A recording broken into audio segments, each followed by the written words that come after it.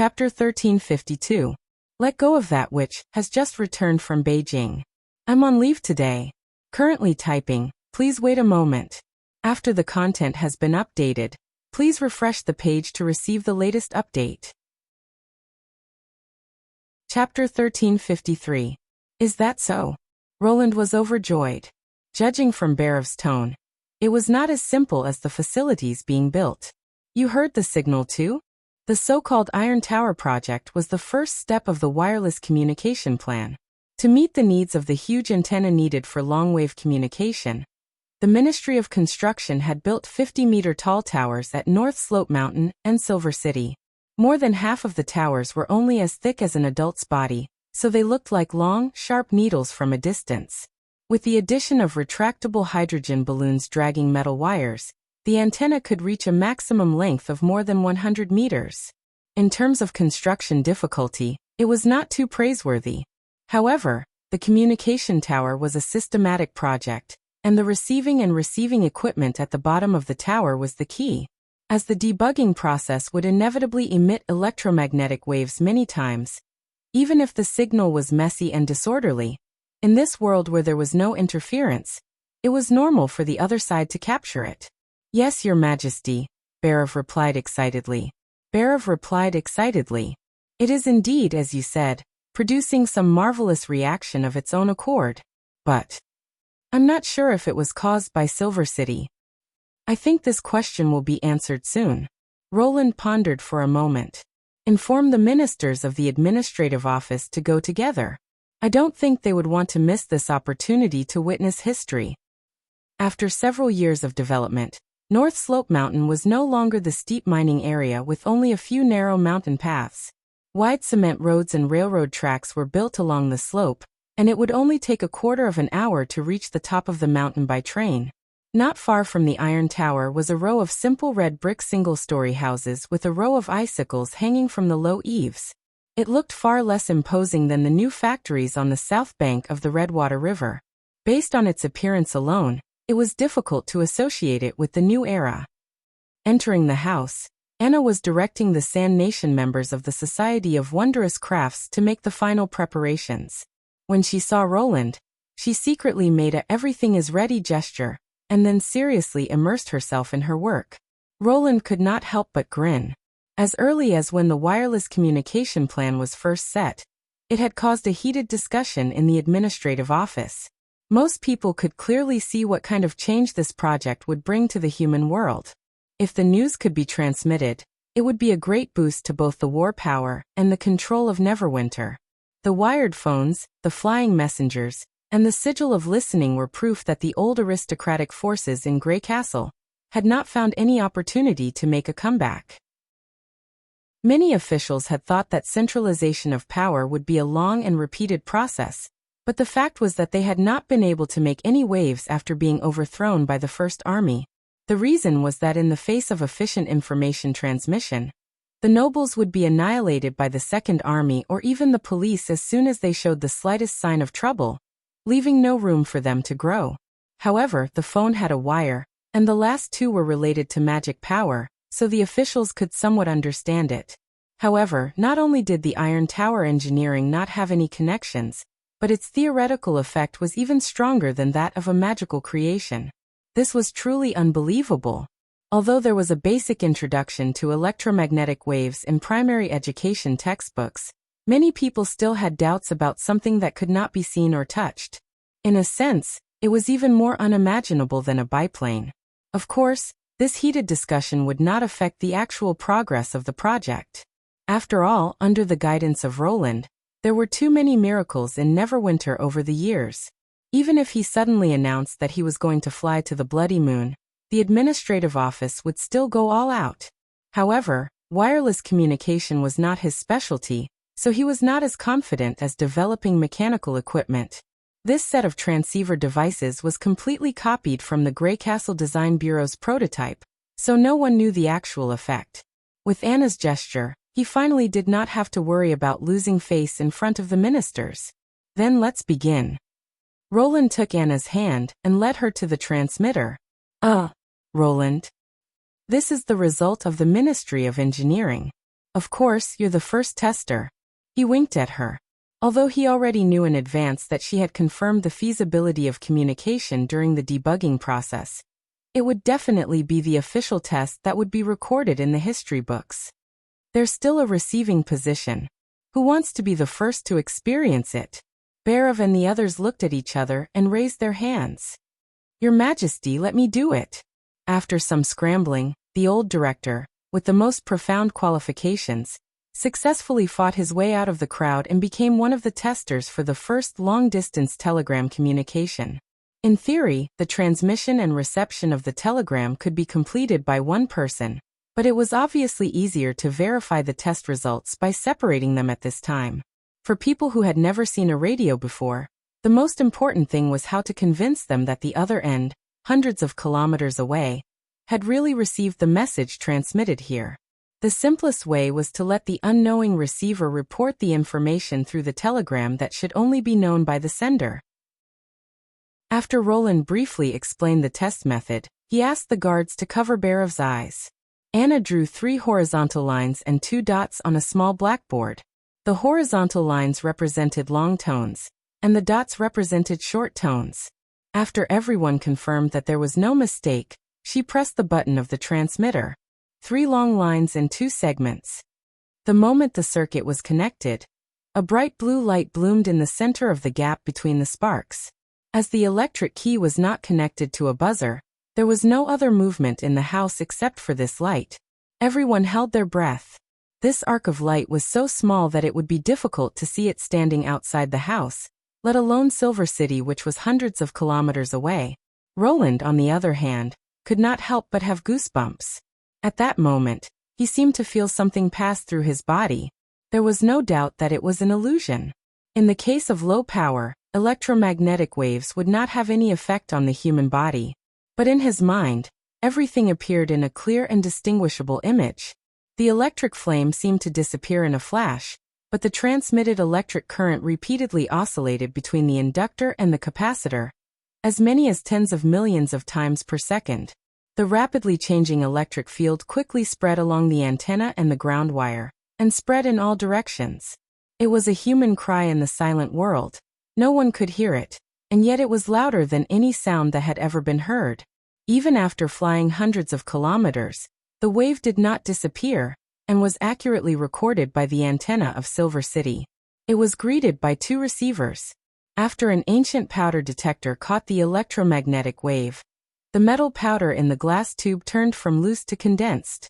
This caused the resistance in the circuit to suddenly decrease, and the originally extinguished light bulb bloomed with a soft yellow light. Its biggest function was to inform the listener that the cry was echoing in the sky above the dome. The other was an OR detector. It did not require any external power supply, and was always in the receiving state. A piece of galena and a wire inserted into it formed a natural semiconductor. The energy radiated by electromagnetic waves formed a weak electric current inside it. One had to wear headphones to hear the sound. In the absence of a buzzer modulation, it did not produce a clear and melodious beep, but it still accurately reproduced the frequency of the transmission. Then the process was reversed. Distance was no longer a problem, and it was as fast as light could be. In other words, it was light itself. Anna repeated it 3 times before putting down the button. According to the agreement, if Silver City received the transmission, it would send the exact same message. If it was a conventional way of sending a letter, it would take about 5 to 7 days to complete a round trip between the 2 places. If it was a flying messenger, it would take at least a day. But the moment Anna put down the button, the light on the receiver lit up. It only took a few seconds. The crowd could not help but burst into an uproar. The blindfolded Bhairav knew nothing about it. He listened for a long time, and finally slowly wrote down the message he heard on a piece of paper. When he took off the headset and blindfold, there was no need to ask about the test results. From the surprised looks of the crowd, the answer was self-evident. The mark on the paper was 3 horizontal lines and 2 dots. Chapter 1354. Your Majesty, can I have a try? Kalsichi asked eagerly. Of course. Roland nodded with a smile. You'll be the one to send the message this time. The chief alchemist pondered for a moment and wrote a string of characters of different lengths on the small blackboard. There were more than 20 characters in total. If 3 horizontal lines and 2 dots could be a coincidence, this message basically ruled out the factor of luck. The receiver was still Barov. Obviously, he did not want this extraordinary experience to end so soon. Before Roland could speak, he rushed to put on the blindfold. The jumping electric arcs once again bloomed between the sparks. This time, the old director took a longer time to listen.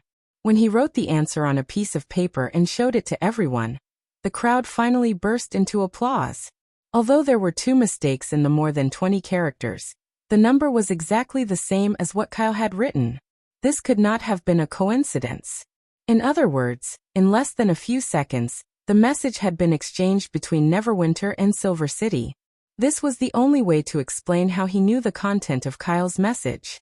"Your Majesty, how far can the Iron Tower send the message?" Barov asked excitedly. "As long as we increase the power, it should be able to reach thousands of kilometers." "Doesn't that mean it can cover the entire territory of the 4 kingdoms?" Hearing this, the crowd could not help but whisper. "Not just that. Even the fertile plains are basically included in it. It's incredible that Grey Castle can know what's happening in the Kingdom of Everwinter in the next second.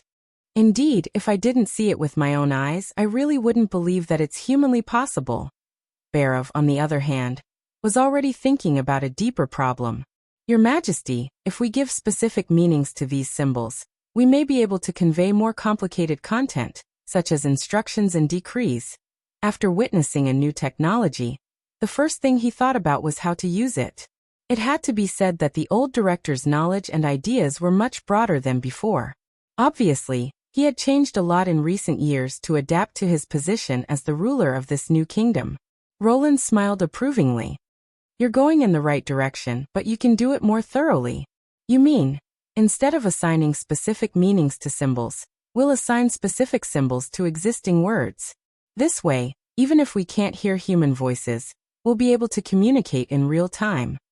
After pondering for a moment, Barov's eyes lit up. Obviously, he also realized the great significance of this new language. Since the language of this world used a completely different phonetic system, the telegraph code of the other world could not be directly applied.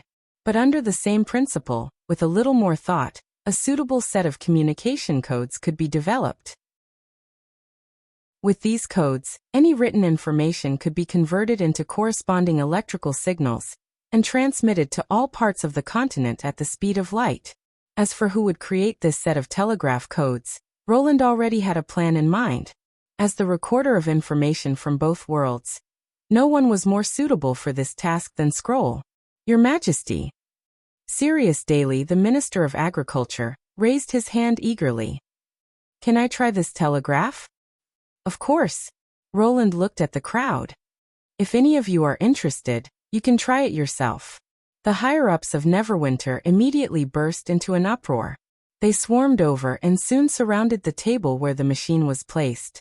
Seeing this scene, Anna walked to Roland and shook her head in amusement. Of course, Roland understood the meaning behind her smile. The spark transmitter and the ore receiver were just the least technical parts of the wireless communication plan. The former could send out overwhelming messages at all frequencies, while the latter could accept all incoming messages. The two seemed to be a match made in heaven, but it also made it so that only one set of messages could be transmitted in a region at a time. In fact, after the spark transmitter was replaced by the more advanced electronic tube wireless equipment, it still played a role in the field of interference because of its characteristics. In addition, this system required a large skyline and a certain output power, so it was difficult to reduce its size and weight. It was destined to be installed in a few important cities. After the trial production of the electronic tube was completed, the radio and radio stations that could directly transmit sound signals without interfering with each other would usher in the first peak of wireless communication. He did not know how surprised they would be at that time. He knew that this was exactly what Anna was looking forward to. He had to admit that in this aspect he and Anna had very similar hobbies. Just as everyone was excitedly trying to communicate with Silver City, Roland suddenly felt a strong sense of dizziness. It came so fast that the outline of the things in the room appeared to be double. He subconsciously closed his eyes, trying to suppress the spread of dizziness, but his body seemed to have lost its center of gravity. Anna was the first to notice his abnormality. She reached out and grabbed his arm. "Roland, are you okay?" "I'm fine." Roland wanted to answer, but when he opened his mouth and coughed violently. He covered his mouth, and the sweet smell of blood filled his throat. "Damn it, what's going on?" His eyelids quickly closed, as if they were 1,000 pounds heavy. His open palm was stained with bright red spots, and he seemed out of place with everything around him. Although he tried his best to stay awake, his consciousness was quickly fading away. Anna seemed to be shouting at him, but he could not hear anything other than the noisy noise. His body fell backward uncontrollably, and the last thing he saw was Nightingale's figure and the rapidly spreading fog. When Roland opened his eyes, he found himself back in his bedroom in the castle. "His Majesty is awake." Before he could sit up, Scroll's low voice came from beside him. Then there was a burst of hurried footsteps, and in the blink of an eye, Anna appeared at the head of the bed. Obviously, she had been in the room and had not gone too far away from him. "How do you feel?" She leaned over and pressed on his forehead. "Do you feel uncomfortable?" she asked softly. Roland concentrated for a moment. "No. I feel very comfortable all over. I feel that my whole body is very clear, as if I just had a good sleep, and my spirit is much better than usual." Looking at their doubtful gazes, he helplessly spread out his hands and said, "It's absolutely true except..." "Except what?" Anna and Scroll asked in unison. "Except a little hungry." Roland touched his stomach. "How long have I been asleep?" Anna's expression finally relaxed a lot. "About 6 hours, which is the shortest time you've ever slept. I'll inform the kitchen to prepare a meal." "But, are you really okay?" "I can't be better." Roland shrugged. "By the way, isn't Nightingale here? She'll be able to tell if I'm comforting you or not." As soon as he finished speaking, Nightingale appeared from the shadows.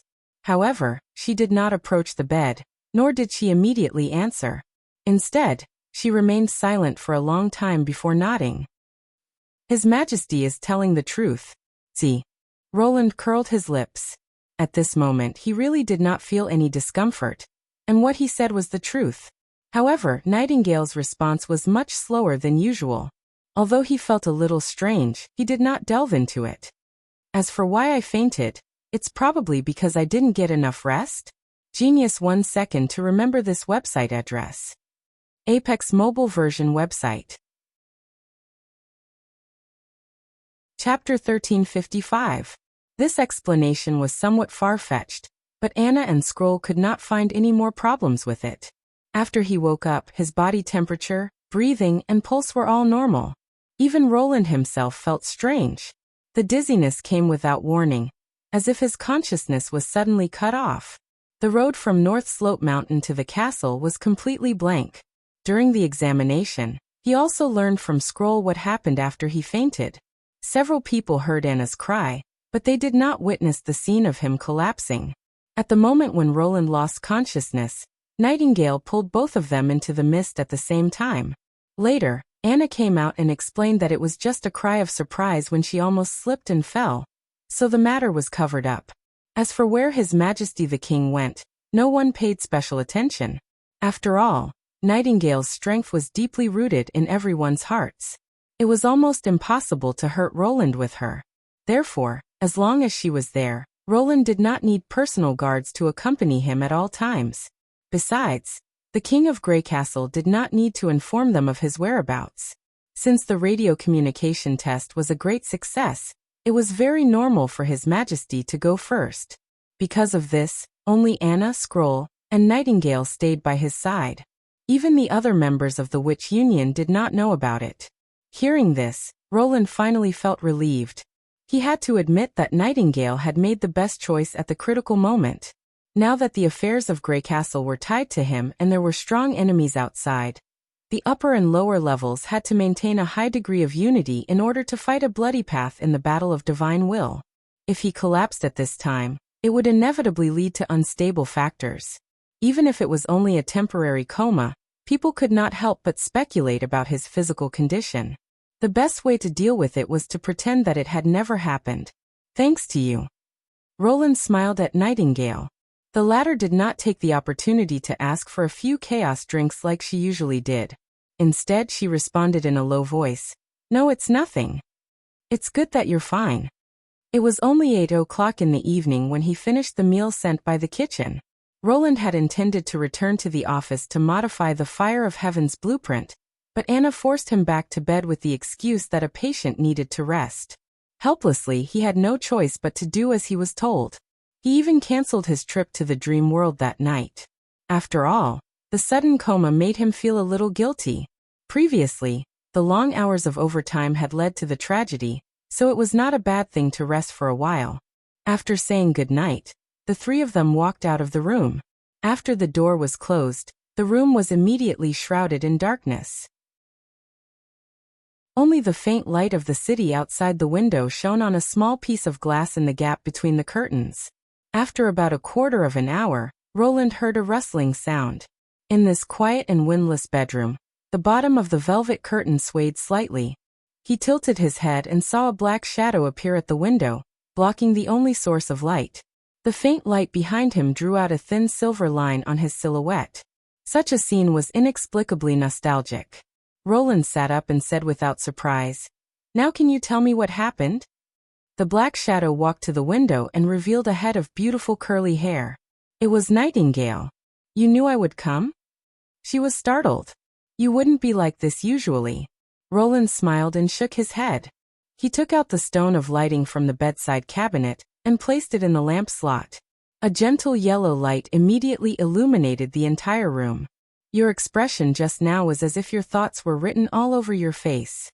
Then Nightingale subconsciously covered her face. "I'm guessing she noticed it too? That's why she left me in the bedroom." Roland let out a long sigh. But since she didn't take the initiative to ask, it's equivalent to tacitly agreeing with your judgment of the matter. If you feel that you shouldn't let others know, she probably won't pursue the matter. This was undoubtedly a form of trust. Nightingale's eyes revealed a complicated expression. "To be honest, I'm also very curious." Roland continued, "When I said that I felt comfortable and didn't feel any discomfort, I didn't deliberately make up a lie to comfort you. It was my true feeling. You could clearly hear this, but why did you look so worried at that time? What were you worried about?" She lowered her eyelids and said, "There were more than 3 people who knew that you were unconscious." "More than 3 people? Nana wasn't in Neverwinter, and Lily couldn't heal you. At that time, no one could even determine your condition." Nightingale said slowly, "In a moment of desperation, I thought of someone. Although she couldn't do anything about the specific illness, at least she could make an overall judgment. So I hid it from Anna and took her into the bedroom." "You mean, Momo?" Roland's heart skipped a beat. She was indeed an extremely suitable candidate. The trend of her lifespan itself could explain a lot of problems. Nightingale was undoubtedly much more mature than before to be able to sort out her thoughts and find the right way to deal with such a chaotic situation. However, thinking of her troubled look, he faintly felt that it might not be a good result. What did Momo see? 14. Nightingale stared at him for a long time before replying in a low voice. The number changed from 17 to 14. Shortened by 3 years? Roland could not help but frown. This was a little too strange. If the illness had worsened, there should have been some signs. But now he really felt energetic, not to mention the pain. Nightingale seemed to have guessed what he was thinking. "It's not an illness, nor is it fatigue.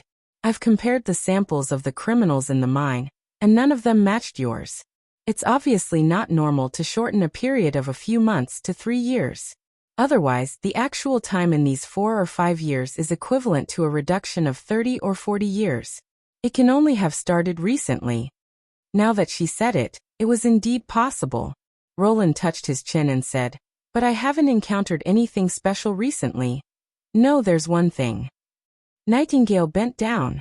"Perhaps you haven't noticed it, but I know better than anyone. In the past few months, the number of times you've entered the dream world has increased by several times compared to before. Other than this, I can't think of any other reason. She reached out to hold Roland's hand, and her tone also changed a little. Promise me don't enter the dream world again, okay? So that's why, Roland could not help but understand. That's right, the biggest change in the past few months was probably the dream world. The key was not the number of times he entered, but the absorption of the force of nature cores. According to Lon, the dream world would continue to expand due to the growth of magic power, until it invaded the realm of God. He did not know what the realm of mind would eventually become, but he could clearly feel the self-enrichment process of a world. And as the creator closely connected to it, it seemed reasonable that the pressure he had to bear had increased significantly. Now that he thought about it, Lan's solemn mention of time is running out might not only refer to the will of God, but also his situation. Chapter 1356. Maybe you're right, Roland said after a moment of silence. But at this point, the dream world has become the key to guiding the rapid development of Neverwinter. I can't, and shouldn't unilaterally close the channel to it. Especially after Scroll had advanced to become a transcendent, the significance of the dream world had become unprecedentedly important. Every time she entered the realm of mind, she could bring immeasurable knowledge to mankind. Moreover, Zero, Garcia, and Defender Rock were also inside. He could no longer treat them as illusions. Even without Lon, Roland wasn't willing to give up the dream world. Nightingale clenched her fists. What about me? Roland was taken aback. What? Then what should I do? Her voice suddenly rose a notch, and there was a slight tremble in her voice at the end. If time is shortened like this in a few years you will. Nightingale bit her lip, as if she had used all her strength to cut off the second half of the sentence in her throat. Anna and I made a promise, and I am willing to abide by it. But if I can't wait for that day to come, what should I do? Roland raised his hand and gently stroked her pale lips. That's why I need to enter the dream to end everything. Numbers, do not only decrease but never increase. They represent trends, not results. If he could uncover the true nature of the origin of magic, there was a high chance that these negative influences from the realm of mind would disappear. On the contrary, if we just avoid it, it might become even worse at some point. By then, it will be too late to take action.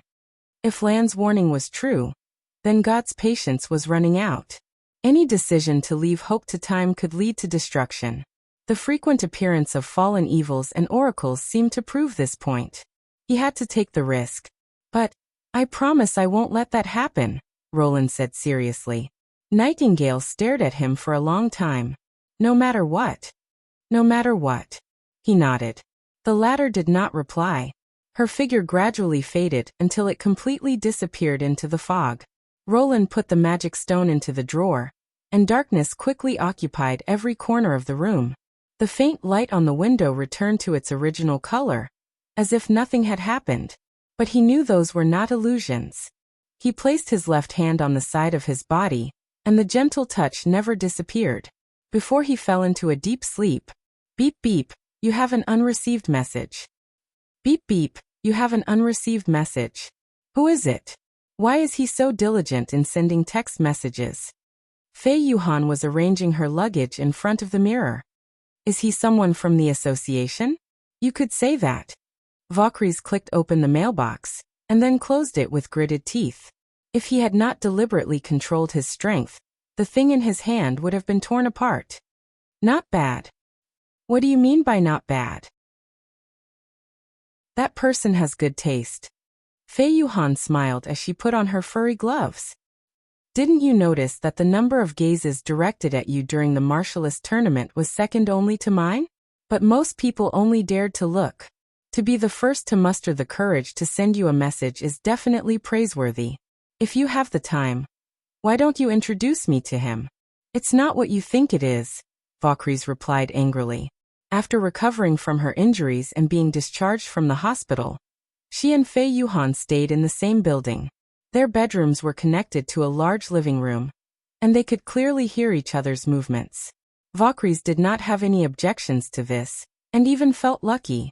After all, in this unfamiliar world, the more people she interacted with, the more likely she would be exposed. Fei Yuhan, who had been taking care of her during her visit, had also helped her a lot. Therefore, her anger was not directed at Fei Yuhan. What annoyed her was the sender. Without a doubt, the small box in her hand, which was called a cell phone, was definitely a magical treasure. Through it, she could search for most of the knowledge she wanted to understand. Compared to those paper books, it was a true encyclopedia. Ever since Fei Yuhan taught her how to use this communication tool, she could no longer put down her cell phone. However, it was not without its flaws. For example, when her number was known by others, it would become extremely annoying. What made her even more unhappy was that she could not easily block the other party. In any case, you don't have to worry about this matter. Valkyries rubbed her forehead. Losing the three-eyed magic stone made her feel like something was missing. Are you going out now? That's right. The association has recently recruited a newcomer. The guardian wants me to meet her. A newcomer? Valkyries raised her eyebrows. She naturally knew that Fei Yuhan's position in the Martialist Association was extraordinary. Receiving a newcomer was not something she needed to do. That's right. After all, I'm going to be her master in the future. Fei Yuhan smiled, waved her hand and walked out the door. Master. For a moment, the transformer appeared in Valkyrie's mind. However, this surging emotion only lasted for less than a second before it was interrupted by the ringing of her cell phone. Beep beep, you have an unopened text message. Beep beep, you have an unopened text message. This fellow. She clenched her fists, and after enduring for a long time, she opened her inbox. Sender Roland. Your invasion forces have been counterattacked by our army at the southern border of the Kingdom of Wolfheart. The front lines have been utterly routed, and there are close to 100,000 casualties. We have also lost quite a few giant skeletons that can produce red mist, and the Sky Lord is nowhere to be seen. Is he scared out of his wits by the cannons? And where are the senior lords? If they don't come, this vanguard army will all be buried in the Kingdom of Wolfheart. Sender Roland. We have already discovered the Blackstone obelisk at the ridge of the continent. It is only a matter of time before we attack it. What do you think will happen if we throw an incendiary bomb into that huge pit? Although the distance is a little far, we are already in the process of developing an aircraft that can travel long distances. If we do not end the Battle of Divine Will as soon as possible, the same scene will repeat itself until the Blackstone region becomes an inextinguishable volcano. I hope you can understand this point. Sender Roland. By the way, after being in the dream world for so long, you should understand the heights humans can reach in terms of weaponry, right? And one of the peaks of this mountain, the glory of the sun, has just undergone a theoretical test not long ago and is only one step away from being produced. Do you still want to continue considering? She received several such messages every day. It was either about the front lines or the latest human research results. Previously, Valkyries had remained silent, neither rejecting nor replying to the messages. But this time, after staring at the screen for a long time, she slowly pressed the reply button. Where are you? Let's meet and talk. Forwarded. Where are you? Let's meet and talk. The same message appeared on Fei Yuhan's phone. Not bad. It seems that I will be able to learn more about the other world today. She happily closed the screen and knocked on the door of the defender's office. Come in. The defender's calm voice came from inside. Yes. The moment she pushed open the door, she noticed the slightly nervous young lady sitting by the coffee table with her head lowered. She had a head of soft white hair, was not tall, and did not emit any obvious force of nature. She was not considered outstanding in terms of her awakened foundation, but that was not the main point.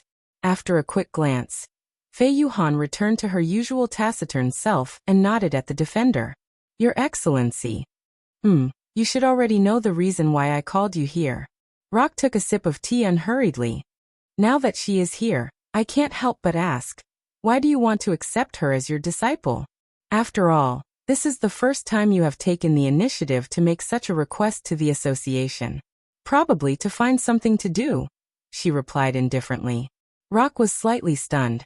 Then he clapped his hands and laughed. Ahaha. That sounds like your style. But no matter what the reason is, it is a good thing for Prism City, which urgently needs to replenish its strength. He looked at the young lady at the side. Let me introduce you. This is Fei Yuhan, a genius martial artist recognized by the association. Although she does not look easy to get close to, she is a serious and responsible person. If she can become your master, it will be of great help to you in the future. And this young lady is a new awakened living in Roland's house. 0. Fei Yuhan extended her hand and said with a smile, "Welcome to the Martialist Association. Please remember this book's original domain name. Come to read mobile version. Please remember this book's original domain name. For mobile version website, M. Chapter 1357. The meeting place was the same as the last time. Even the seats had not changed much. Vaucries walked into the restaurant and immediately saw Roland sitting by the floor-to-ceiling window. The bustling human city spread under his feet, as if an extension of his figure. This visual difference gave her the illusion that he was sacred and inviolable. She shook her head and threw the distracting thoughts to the back of her mind. I'm here. She sat opposite Roland. Is there anything you want to eat? Roland saw her shake her head and waved for the waiter. If that's the case, then give me one of each. Let's talk while we eat. Coffee and pastries were quickly served, and Vaucries did not refuse. She naturally picked up a piece of peninsula cake and put it in her mouth, carefully tasting its softness and sweetness.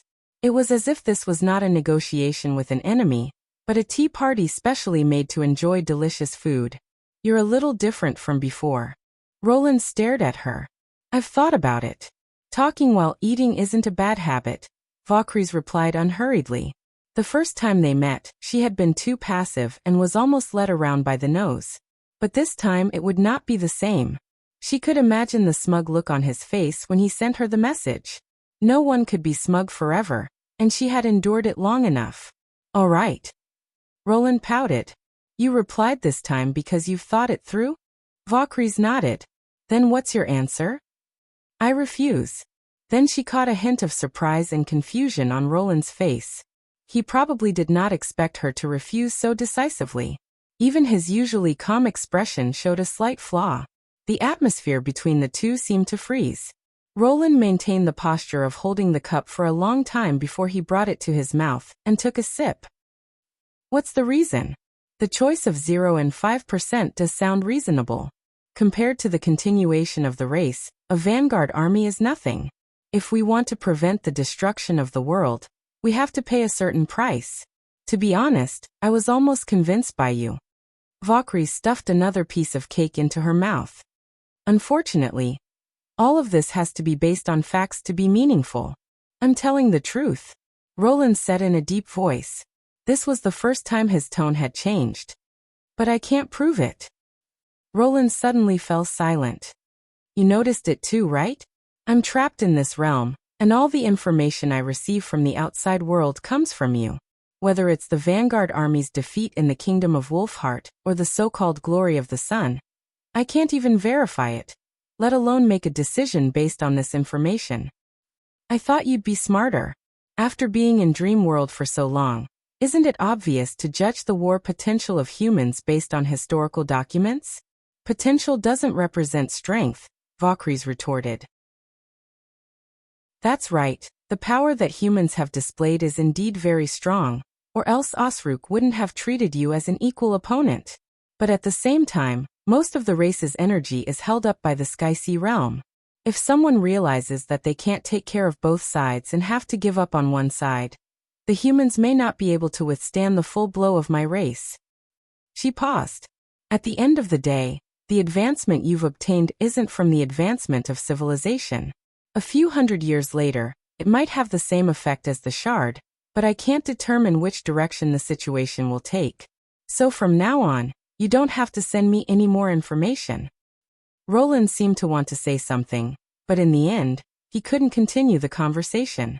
Vaucries looked out the window, taking in the splendor of the human city. The meeting this time could be said to have vented his anger. The unruffled expression on the other party's face finally dissipated, and was replaced by an obvious sense of disappointment. But she didn't feel the joy that she had expected. The threat of God still existed, and Transformer, Heftali's warning had yet to be lifted. If what she said was true, then rejecting her was undoubtedly choosing the hopeless answer between 5% and 0%. But to make her do something detrimental to her race, based on a one-sided statement from a human, was an even more rash choice. Between the two, she would rather choose the former, even if the decision would bring about great danger. After Valkyrie swallowed the last piece of cake, she feigned a relaxed tone. "Thank you for your hospitality. I'll miss this taste in the future. If you want to eat, we can arrange another time." Roland shook his head. "You don't have to make it sound like it's your last dinner." Valkyries couldn't help but be stunned. She had imagined 100 reactions after the other party's disappointment, including anger, contempt, and a stern warning, but none of them included this. Since she had rejected the suggestion, it wouldn't be surprising if Roland found an opportunity to get rid of her. After all, she was a senior lord, and her race was currently humanity's greatest enemy. "I'll head back first." Roland let out a long sigh, stood up, and walked out of the restaurant.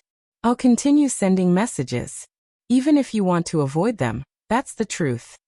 This guy, did he even listen to me? Valkyries couldn't help but ask. "What do you plan to do next?" "What do I plan to do?" he said without turning his head. "My thoughts have never changed. Uncover the secret of the origin of magic and completely end the battle of divine will. No matter what choice you make. Is this a pretense? Or is this his true thoughts?" Valkyries couldn't help but recall the last question that Roland asked during their last meeting. "Do you think that Transformer Heftali's made a mistake 1,000 years ago?" "What do you think of the Martialist Association?" Fei Yuhan asked while holding the steering wheel. The car turned onto the ramp and drove onto the Greenfields Highway Bridge. There weren't many cars on the bridge, and the view was extremely clear. The sparkling spacious river and the densely packed skyscrapers on the opposite bank stretched along the skyline, as if there was no end to it. This bridge was also the dividing line between the city and the suburbs. From the Greenfield Sanatorium to the apartment complex, one had to pass through it. It's a little different from what I imagined." Zero seemed to be more interested in the interior of the car than the scenery in front of her. She pinched the soft leather of the door and touched the rising stereo on the center console. Her ruby-like eyes kept rolling since she got in the car. "Oh, then what did you imagine the association to be like?" "More mysterious, and not like a hotel that's placed on the side of the road." Zero pouted. "The Prism City used to be like that, but it recently ran into some trouble, so we can only move here for the time being." Fei Yuhan chuckled. In front of the little girl, she naturally didn't have to pretend to be indifferent to maintain a distance. "Also, I'm not asking about that. I'm asking about your personal feelings when you visited the park. After all, if you want to learn to control the force of nature in the future, you'll have to stay in the sanatorium for a long time.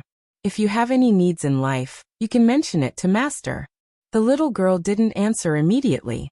Instead, she turned her head and asked, "Does Uncle Roland also work here?" "That's right. But he doesn't necessarily have the time to accompany you every day." "I know." Zero curled her lips. "He has many sisters to take care of, and he often works until late at night without stopping to rest." The car suddenly rushed forward. Fei Yuhan retracted her right foot that had stepped on the wrong pedal. She pretended to cough twice. This was really an explosive piece of information. Even though she already knew that those stunning women might have come from another world, she had overlooked a crucial factor. And that was that they had addressed him as His Majesty. That's right, since he was a king, it wasn't hard to understand that he had a large number of wives and concubines. She could even further speculate that they might have an intimate relationship with the creator of this world, Roland, which gave them the ability to enter this world. Taking the initiative to accept Zero as a disciple was indeed the right choice. Through Valkyries and Zero, she believed that it wouldn't be long before she could uncover the secrets of that world bit by bit. Wait, if that's the case, doesn't that mean that if I want to go to reality, to take a look, I have to? Master. Are you all right?" Zero called out a few times before she was pulled back from her daze. "No, I'm fine."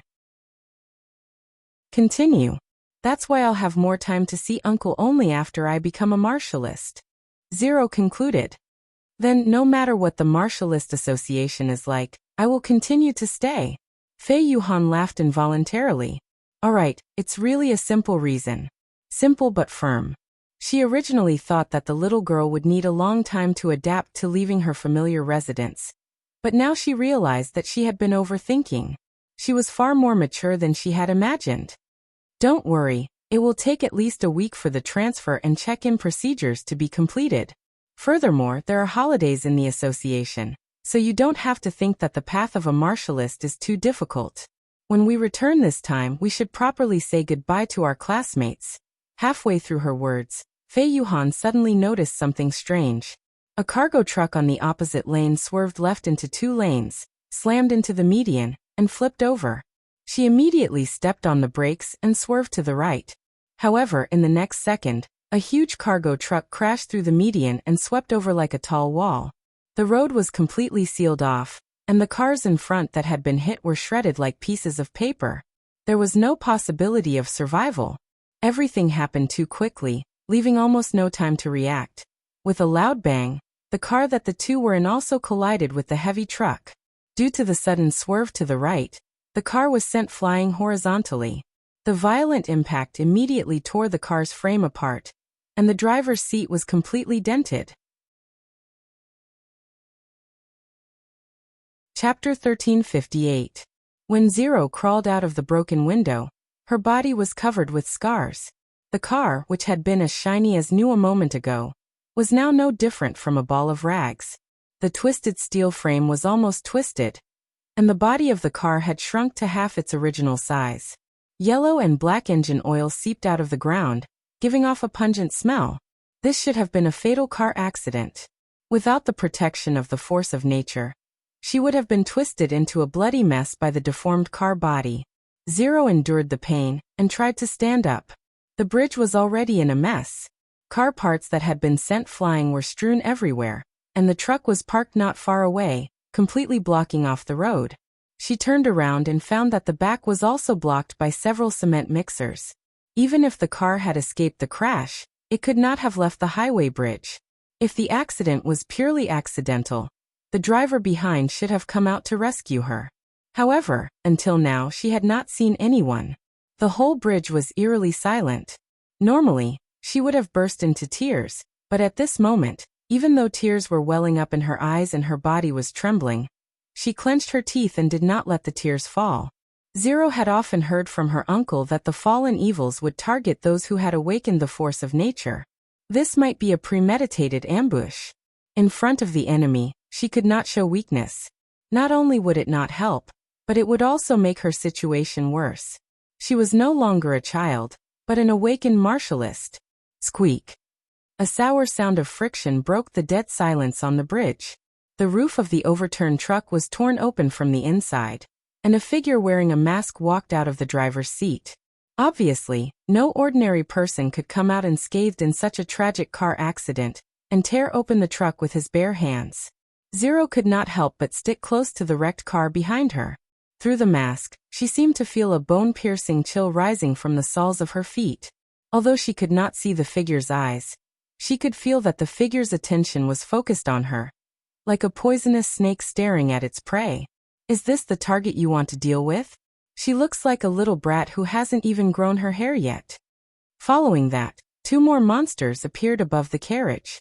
One could barely be seen as a human, but its limbs were somewhat deformed. The other had wings and fangs, no different from the legendary gargoyles. However, fallen evils could mutate, so it was not strange for them to evolve into anything. Judging from the red cyclones on their chests, Roland could tell that they were fallen evils. This kind of little girl, there's no need to muster such a large force. As long as we find an opportunity to bite her, she won't even have the chance to call for help. Why don't I take her life on behalf of Oracle? The gargoyle-like fallen evil let out a strange laugh and spread its wings, ready to pounce on Zero. However, it was the masked man who stopped it. Happy lifted his finger and pointed down slightly. The enemy who had just jumped up was pushed to the ground by an invisible hand, and the impact was so great that cracks appeared on the bridge.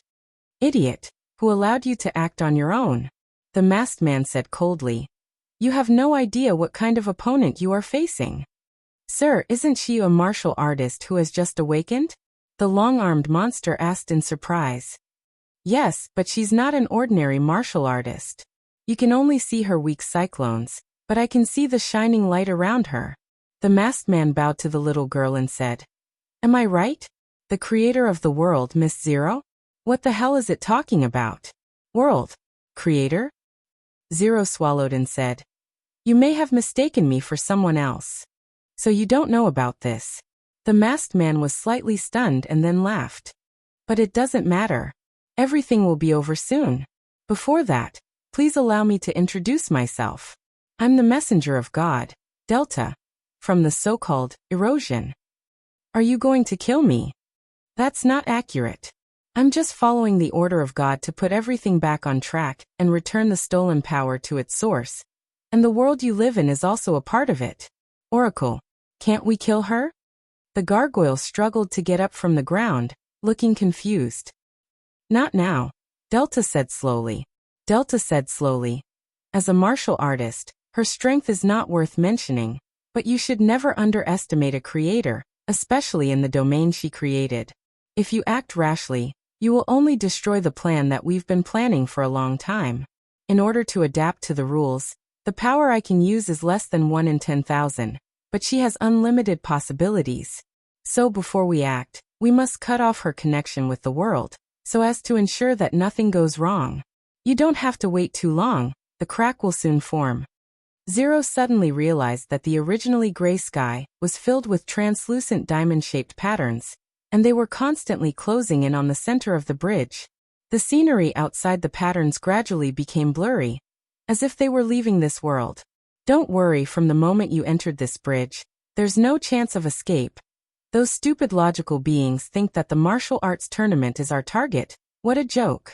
The more martial artists they send, the weaker the defense in other places will be. Delta spread his hands. There are thousands of cores hidden under the bridge, and the Martialist Association knows nothing about them. With the magic provided by them, I can pull this area into the crack where the two worlds overlap. In the crack, the realm of mind that you rely on will be interfered with by God, and will no longer be able to help you. We will fight on equal terms here, until one side returns to its origin. Just as he finished speaking, the patterns that filled the sky coincidentally merged together, and everything in the outside world suddenly dimmed, and finally turned pitch black. The bridge that had lost its light source should have also sunk into darkness, but as if the world had been forcefully separated, the light that belonged to this place still existed, and just like before, it illuminated every corner of the crack. Now you can do what you want, the masked man said in a deep voice. The two fallen evils looked at each other and simultaneously leaped up, rushing toward Zero one after the other. Zero tightly held onto the frame of the carriage without moving, and to outsiders, she looked as if she had been scared silly. The little girl indeed felt extreme fear, especially when the enemy's hideous and sinister bloody mouth was just inches away from her. If not for Fei Yuhan's warning, it would have been difficult for her to even remain standing. Her mind was blank, but she remembered two things. The moment the car was hit, the driver had completely turned the car horizontally, allowing the driver to face the truck that was sweeping over. At the same time, the other party had pulled her into his embrace.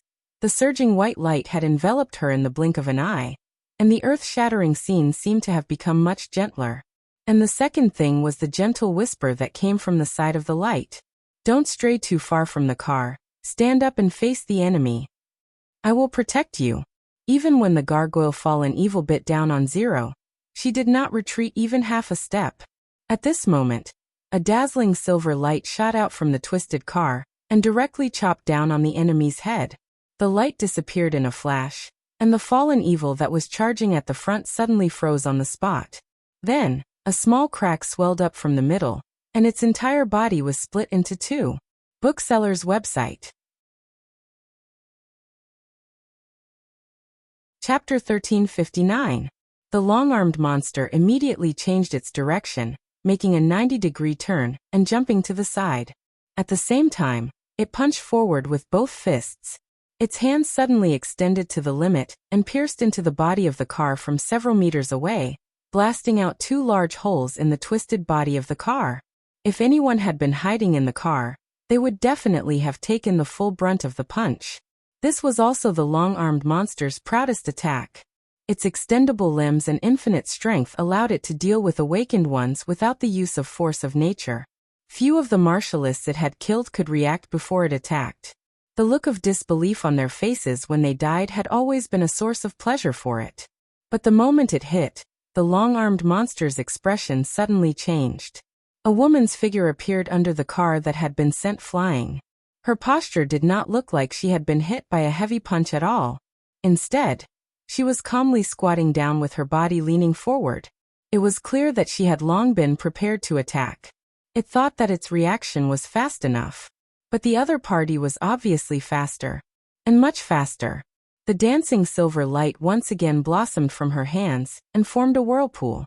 The sharp light not only shattered the car into pieces, but also the monster's hands. The long-armed monster let out a blood-curdling scream and struggled to retreat. It struggled to break free from the whirlpool. But only a small part of its arm was left. The smelly pus and minced flesh splattered on the ground, leaving a mottled trail. In an instant, one of the 2 mutated fallen evils that gave official martialists headaches was dead, and the other was injured. Your so-called fairness is 3 people ganging up on a little girl? Fei Yuhan raised her hand and waved. The dazzling light dissipated, revealing a plain longsword. I think this can barely be considered fair. Master. Zero hurriedly went forward and grabbed her hand. I've already called your Uncle Roland. Don't worry. Fei Yuhan winked at her and whispered. Zero was startled. But shouldn't we inform the association about this? Uncle isn't as good at fighting as Sister Garcia, and he's usually unreliable. Wouldn't it be too? I'm afraid he's the only one who can do this. Fei Yuhan stroked her head. And your most important mission is to stay as far away from here as possible. Can you do that? The little girl wanted to say something, but under his gaze, she bit her lip and ran towards the border of the pattern. Damn it! How could you be unscathed from that kind of collision? The long-armed monster roared angrily. The reason is simple, I just need to do the same as you guys. Fei Yuhan shrugged, and the power of nature enveloped her body as she spoke. The long-armed monster's pupils constricted, using external strength to render ordinary martial arts ineffective. Isn't this something that only Guardian-level martialists can do? It looked at her in shock. Could it be that you're the genius that the association calls? I don't think it's strange. After all, even the lowest fallen evils can do it, right? Fei Yuhan said nonchalantly. As for you guys, I wanted to see how many attackers there were before deciding on a countermeasure, but I didn't expect to hear such interesting news. I have to thank you, because you've helped me verify a question that has existed in my heart for a long time. Oracle, this guy. The long-armed monster's expression turned extremely ugly, and its sinister aura disappeared without a trace. It even took 2 steps back under the gaze of the genius martialist. Delta raised its right arm and grabbed at the fallen evil. The latter's words were immediately stuck in its throat, and its body froze on the spot, as though it was being squeezed by a giant hand. Accompanied by the sound of bones cracking, the red cyclone in front of its chest detached from its back and flew towards the oracle with traces of flesh and blood. The long-armed monster that lost its core fell to the ground in shock, no longer breathing. The gargoyle fallen evil that was killed by Fei Yuhan suffered the same fate. The cyclone on the ground rose into the air and gathered in its hand. Following that, the solidified cyclone began to spin again, turning into a red mist that flowed into Delta's body. Those who fear the enemy are not worthy of the power bestowed by God. Your mission has come to an end. Delta's voice was flat, as though it was just disposing of the trash in its hands. It looked at Fei Yuhan. How laughable.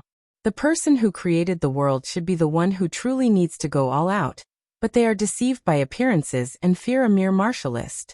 Is this because they were once one of you? Or is it because of the inherent short-sightedness of fictional creations? Just like you. At this moment, Fei Yuhan made her move. She had been waiting for Zero to get into position, and not for the other party's blabbering. Furthermore, based on past experience, the more one thought themselves to be superior, the more furious they would be when interrupted.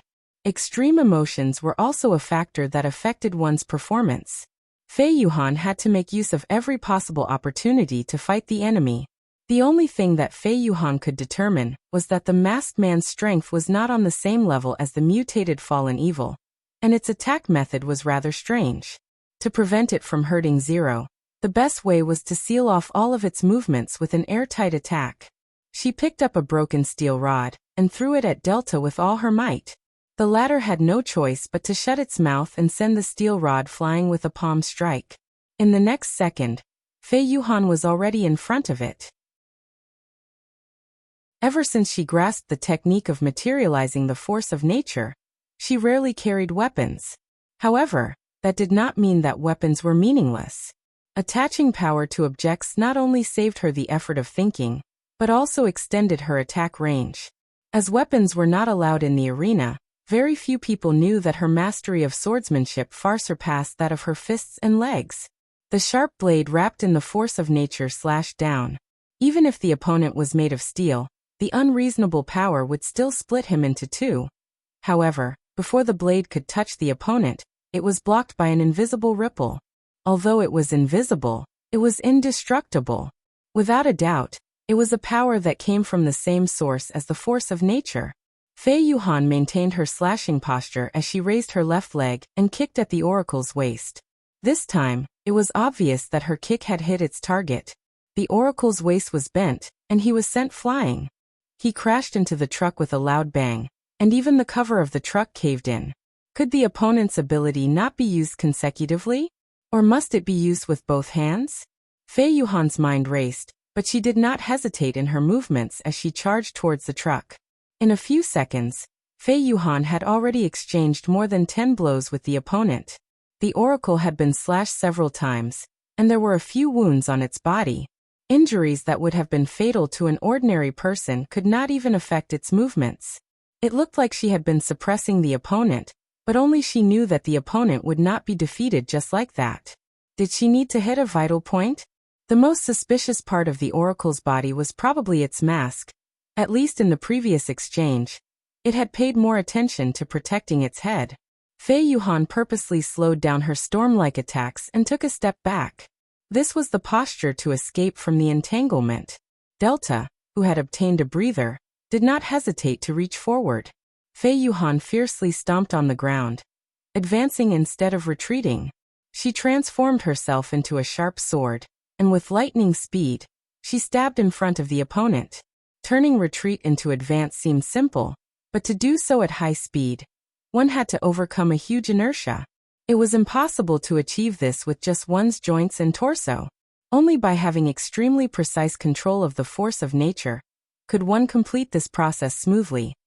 Even if she was a moment late, she would be caught by the invisible force. She could even feel the strong wind that swept past her back like a blade. Taking advantage of the oracle's missed grab, Fei Yuhan thrust her sword with all her might, piercing straight into the opponent's mask. Crack! The mask with strange patterns on it cracked. However, she felt something strange. Logically speaking, this attack should have pierced through not only the mask, but also the head.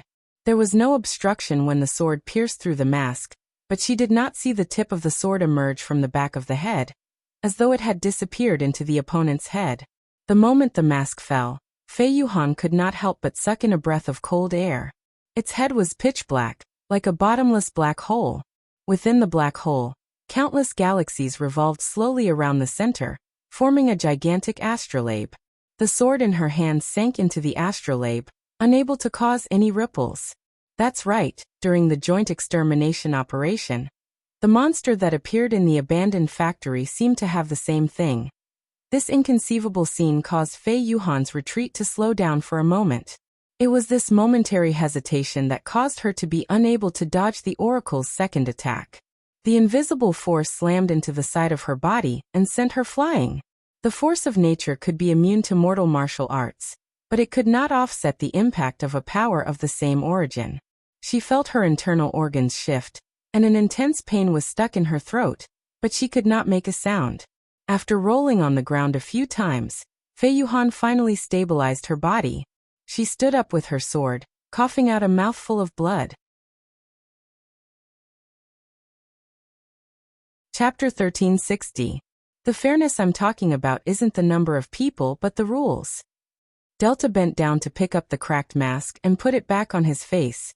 The crack that was pierced by the sword merged into one and disappeared without a trace. Not only the mask, but its torn clothes and body also returned to their original state after a while.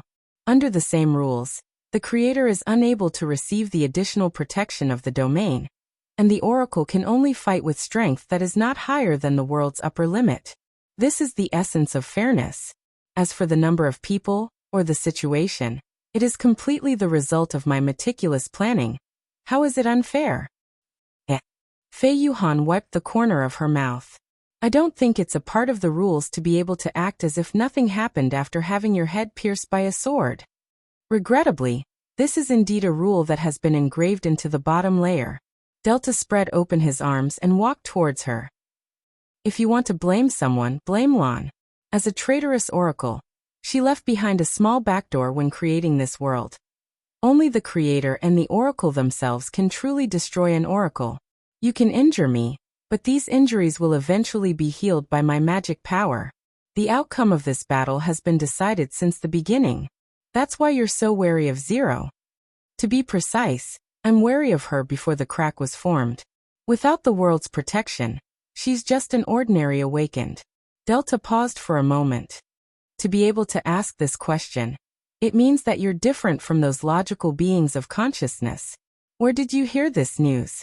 Since you know that you originate from nothingness, why are you still struggling? What's nothingness and what's reality? Do you think it's really important? Fei Yuhan grinned. What? The angle is different, the answer isn't fixed. How do you know that you're not another nothingness? She raised her sword and filled her body with the force of nature once again. But to me, there's no world more real than this.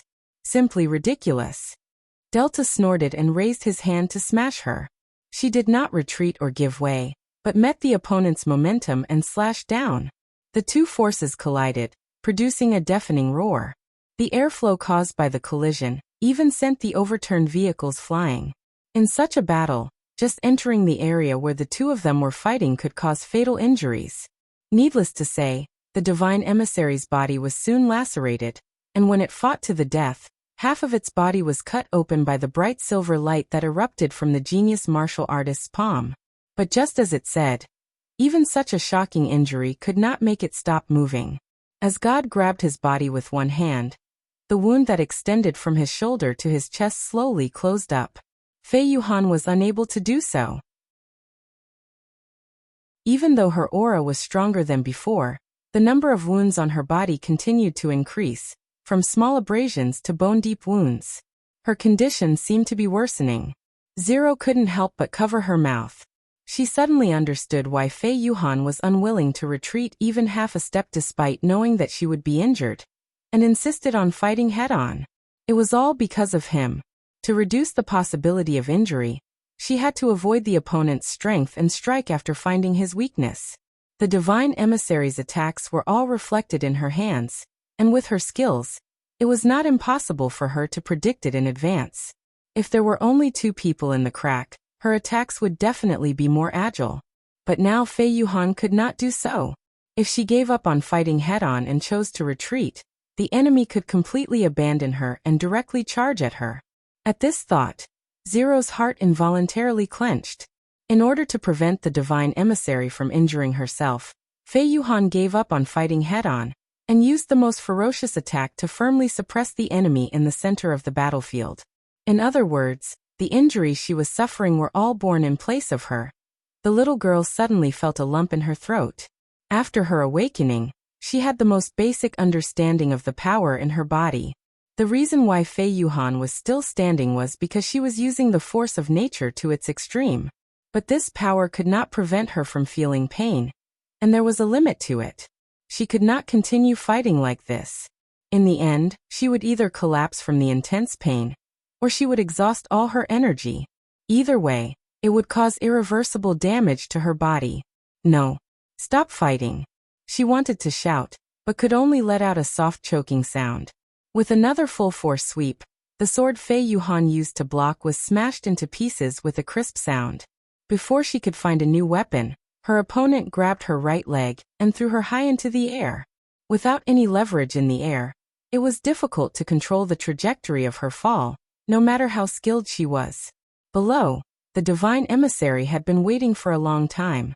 With a punch that sounded like thunder, the divine emissary flew tens of meters away like a cannonball and crashed into the ground. She rolled more than 10 times before coming to a stop. This time, the white light on Fei Yuhan's body was much dimmer. She tried to prop herself up, but failed several times. Blood flowed down her cheeks, drenching her clothes along with her sweat. No, Zero could no longer hold back. She rushed out of her hiding place and ran all the way to Fei Yuhan. "Master, stay away from me," the divine emissary shouted, causing the little girl, who was about to help her up, to tremble. "Go back to where you were, cough cough. Don't go near here." For the first time, Fei Yuhan revealed an anxious expression.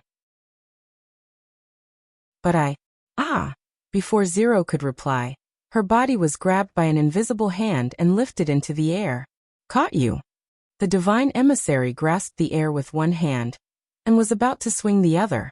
At this moment, Fei Yuhan gritted her teeth, channeled the force of nature into her legs, and charged towards the divine emissary recklessly. With a loud bang, the two of them were stuck together and rolled far away. Zero also fell from the air. To be able to last 30 minutes in such a battle, your strength is indeed commendable, but what's the point of continuing to persevere? Delta grabbed the immobile pugilist and brought her in front of him. "You should also know that the appearance of this world is but a mistake. It is like a flower in a mirror, the moon in the water. Its activation and stillness are tied to the Creator's thoughts. I don't think that he will treat you as the same. Everything you've done is merely a joke." Fei Yuhan, who had suffered consecutive heavy blows, was badly mutilated. Her 2 legs were completely broken due to her reckless eruption, and her shoulder and right arm looked like they had been run over by a giant object. Her skin and bones were split open, and it was a horrible sight to behold. But even so, she still forced a smile and looked at the divine emissary with a condescending gaze. "I've said it before, so what? I can't choose the world I was born in, but at least I can choose to act according to my own will. And you, other than God, what else do you have? I'm afraid you haven't even seen God's true appearance." She gasped for breath. "Furthermore, I don't think the Creator will think the same as you." "What do you mean?" Delta frowned. For some reason, it suddenly felt somewhat vexed. "They are people from outside this world. Cough cough, they clearly don't belong to this world, but they are still working hard for this world. If they only treat this place as an illusion, how could they reach this stage? The outsiders are already working so hard, so what reason do I have not to work even harder? If you don't believe me, wait for him to come. You can ask him personally. I believe his answer will not be the same as what you think. Could it be that you've persevered until now, just to wait for the other Creator's support?" Delta shook its head. "Give up, I've planned for so long. Naturally I won't give you this chance. Outside the crack, there's still an oracle. It alone might not be able to defeat the main Creator, but it won't be a problem to delay him for a period of time. And you've obviously reached your limit." It loosened its grip, allowing Fei Yuhan to fall to the ground. "I won't kill you. Use magic power to protect your vitals now, and you might be able to preserve your life. When this world returns to its origin, you will finally witness the greatness of God."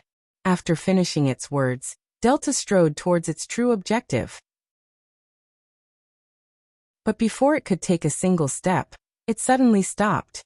Turning its head, it saw Fei Yuhan stretch out her remaining left hand and grab onto its leg. "You impossibly stupid." It could not help but fly into a rage.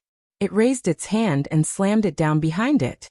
The invisible palm immediately pressed the pugilist's body into the ground, and a circle of spider web-like cracks appeared around it.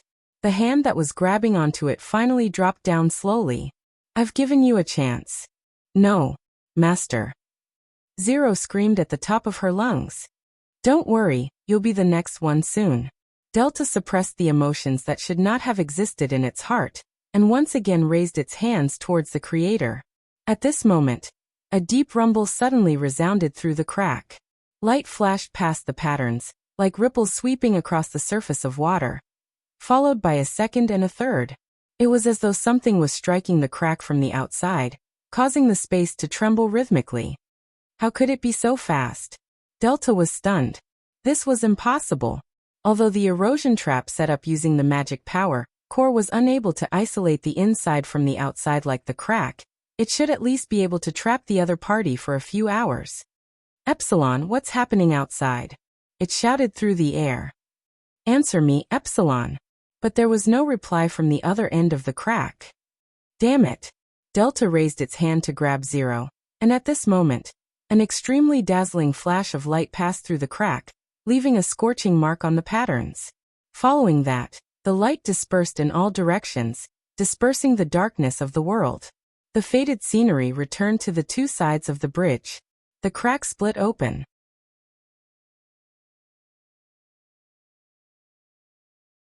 Chapter 1361. The frozen light instantly regained its flow. Under the new influx of sunlight, the oracle's invisible hand that grabbed Zero was no longer indestructible. Instead, it twisted and softened like a bubble. A dazzling blue light descended from the sky, replacing the weak silver light that the little girl used to resist. Without the interference of God, even if the other party was a newly awakened consciousness, it was no longer easy to win. At the same time, two new figures rushed into the sealed domain. It did not find Epsilon, but saw another target that needed to be eliminated. It was also the main creator of this world, Roland. Delta raised his other hand and fiercely smashed it down towards his opponent. But this attack did not even raise a speck of dust. Before it even touched him, the power disappeared, as though it had never existed. To a martial artist who was sprinting at full speed, a distance of a few hundred meters was but a split second. Before Delta could react, Roland crushed its mask and grabbed the astrolabe. No matter how hard it struggled, it could not escape from Roland's grasp. If its ability was greatly weakened in front of Zero, it was almost completely ineffective in front of Roland. This isn't fair. Its consciousness began to dissipate as the astrolabe was stripped away. But Roland was unmoved. He knew that regardless of whether it was a pure magic creature or an enemy from the erosion, their weakness was the rotating astrolabe in their bodies. As long as it was forcefully pulled out, they would melt like snow under the scorching sun. The power in his body was cheering, as though it was welcoming the arrival of that moment. Until now, Roland still had not figured out the ins and outs of the matter. Less than half a minute after separating from Valkyries, he received a call from Fei Yuhan. But there were no words from the other side. The only thing he could hear was the ear-piercing sound of collision and friction. When the call was cut off, he saw through the sightseeing elevator that something had happened in the outskirts of the city. A strange translucent barrier had enveloped the highway bridge that connected the city to the outskirts. This was definitely not something that could be done with technology. Furthermore, a phenomenon that could cause a celebrity martial artist to be unable to explain the situation was definitely not a trivial matter. After he drove out of the underground garage, he coincidentally met Valkyries who was running in the same direction, so he picked her up. However, he did not expect to find Zero inside after breaking the cover. As for the strange man in the long robe and mask, he was obviously one of the oracles. Therefore, even if he had not figured out the ins and outs of the situation, he would not hesitate to kill the oracle first. The association had been searching for the whereabouts of these invading enemies, but they had never found any reliable clues. Now that they had appeared in front of him and even tried to kill Zero, he would not let go of this opportunity.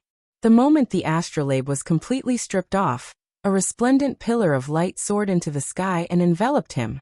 Sure enough, this familiar scene appeared again. Uncle Roland. From the corner of his eye, he saw Zero's tear-stained face. He made a reassuring gesture, and the radiance that filled the sky swallowed everything. Compared to the last time when he was caught off guard, Roland was more or less prepared this time. He no longer deliberately resisted the influx of consciousness, but opened his mind, allowing himself to accept and feel them. After all, it was useless no matter how much he resisted. It was better to relax and focus on the surging consciousness. Hiss. His vision quickly became blurred, and countless snowflakes flew up and down, forming a black and white scene. Along with the snowflakes, Land's whisper also appeared. Compared to what I told you, what you personally understood is the real answer. After an unknown amount of time, the light gradually dimmed, and he finally saw the scene in front of him clearly. Roland could not help but swallow his saliva. He saw a huge red hole hanging in a boundless, pitch-black void. It had no thickness, but it was shockingly wide. From his position, the size of the hole could only be measured in astronomical units. Further away, there were countless flashing spots of light. They blended together with the snowflakes, and he could not tell whether they were real or just an illusion caused by a blurry image. In Roland's memory, there was only one thing that could match this scene. The darkness did not mean that there was no light, and the void did not mean that there was nothing. It was just that it was too big. Those flickering spots of light were something that ordinary people would find hard to count in their entire lives, but they were an insignificant part of it. Universe. This span is really unexpected. Roland could not help but criticize. He originally thought that seeing the legendary bottomless land for the first time was already shocking enough, but he never expected that not only did his vision not shrink, but it had expanded to a whole new level. The problem was, if the scene he was seeing was the universe he understood, what was the connection between the two scenes? Could it be that the civilizations that rode the bottomless land's pillar of light to head to the sky were actually sent into space? If that was the case, the word upgrade was rather suitable. But be it the radiation race or the matchstick men, they did not seem like species that could survive in a completely different environment.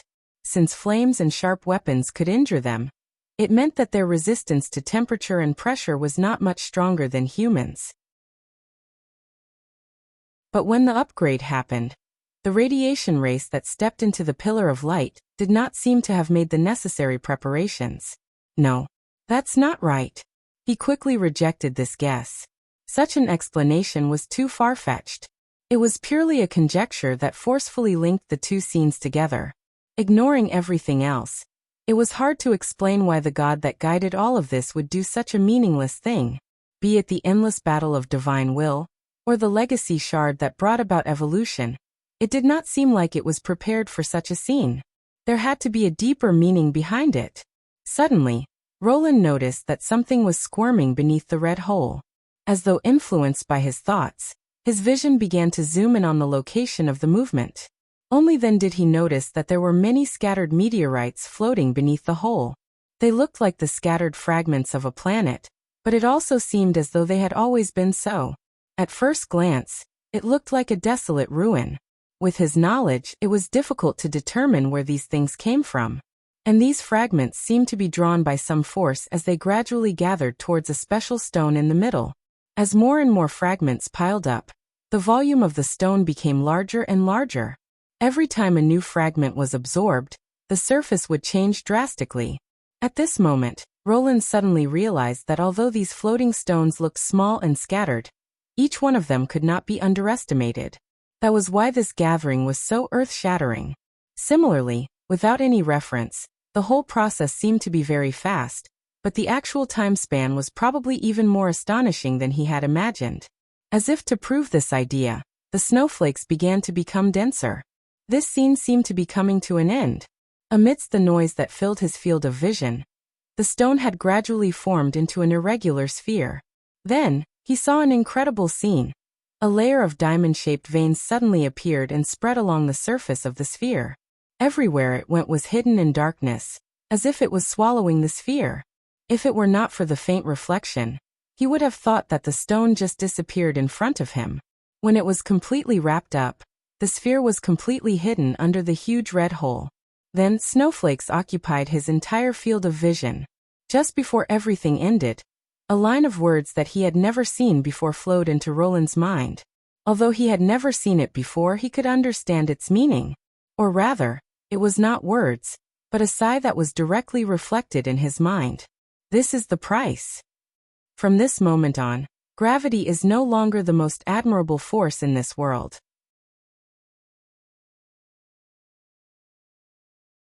Chapter 1362. Hey Roland. Roland, why are you in a daze? Uncle, come and save her. Two voices rang out alternately, pulling Roland back to reality. He blinked, and the light pillar and snowflakes disappeared without a trace. The messy bridge once again came into view. Zero and Valkyries were cleaning up the ruins, and from their expressions, it seemed like the incident was not over yet. That's right. He suddenly remembered that the person who made him feel strange on the phone was the association's genius martial artist, Fei Yuhan. But where was she now? Could it be that Zero's save was referring to? Roland's expression immediately froze. His thoughts finally returned to the right track. He temporarily threw the scene he saw to the back of his mind and rushed to the two's side. He could not help but gasp. He saw a badly mutilated woman lying in a shallow pit that had been smashed by a heavy object. Her limbs, except for her left arm, were almost completely crushed. Broken bones and blood clots were mixed together, and she was already out of shape. Her body was covered in cuts and bruises, and her clothes were almost completely soaked in blood. Her spine was twisted into an abrupt curve, and even half of her skin was exposed. Even on the battlefield, this was a scene that no one could bear to see. And from the side of her face, this person was Fei Yuhan. She still had a trace of breath left, but it was only a trace. How could this be? Roland squatted down, not knowing what to do for a moment. First aid? Even if there was a bandage, it would not be able to wrap the bleeding organs back to their original positions. There was no need to mention stopping the bleeding. There was not a single part of her body that was intact, and her internal functions had collapsed. She was completely relying on the force of nature to maintain her spirit. But this bit of strength was like a candle burning to the end, and there was not much left. In fact, to maintain consciousness in such a situation required an extremely strong will, and even among martial artists, only a few could do this. Master became like this because she was protecting me. Zero was sobbing uncontrollably. She's about to die. Valkyries had noticed this as well. Even if a great Dark Lord is gravely injured, the Red Mist Pond will only slow him down for a moment. Besides, the medical skills in this world were far inferior to those in the Red Mist Pond. Even if she had abundant magic power, she could not reverse the process. As a soldier, she persisted until the end. You've finally come. As if hearing their voices, Fei Yuhan opened her eyes slightly. Should I call you Lord God? Her tone was somewhat humorous, and her expression was completely unlike that of a person in a desperate situation. Roland couldn't help but be stunned. Sorry, I eavesdropped on your conversation. She winked at Valkyries, which was the only thing she could do. But if I could do it again, I would still do it. Zero. Is she all right? These few words seemed to have exhausted most of her strength. Only by holding her breath could she hear her whispers. Master, I'm fine. Zero whimpered. Then this world is still in good condition, right?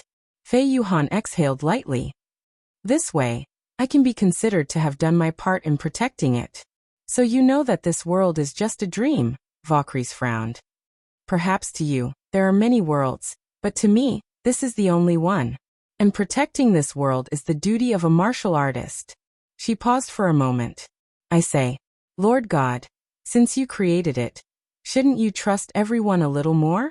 Trust everyone.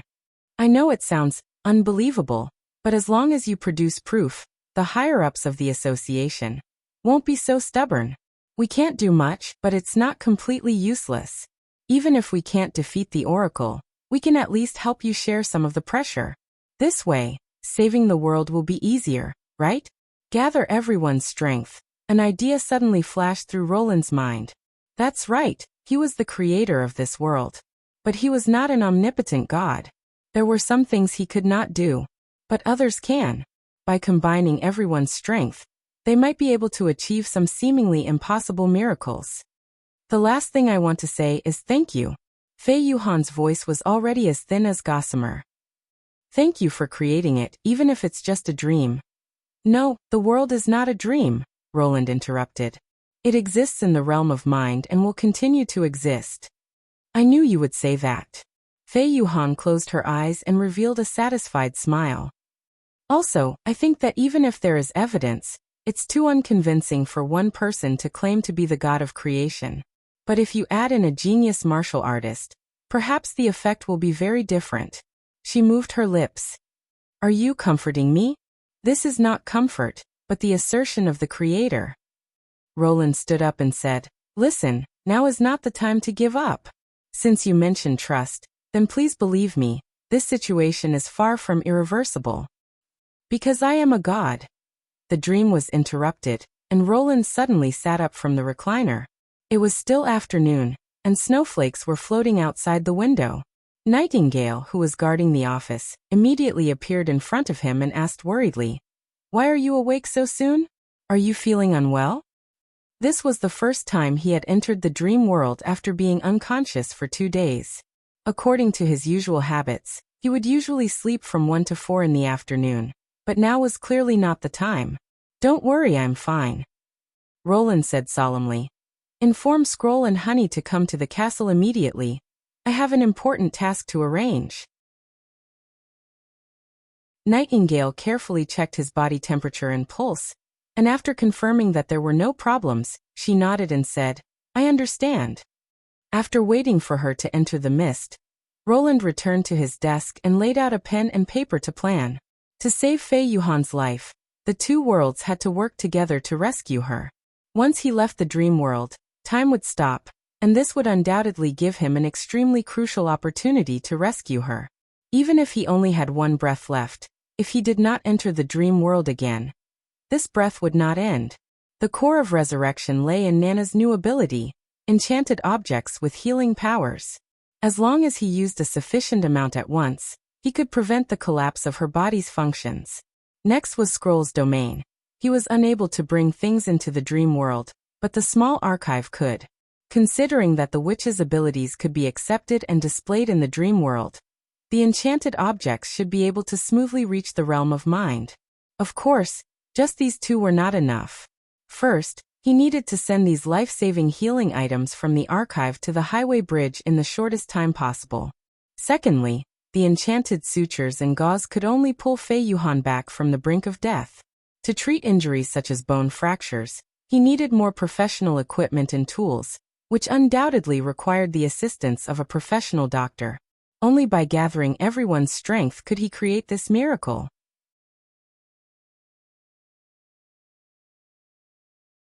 Chapter 1363.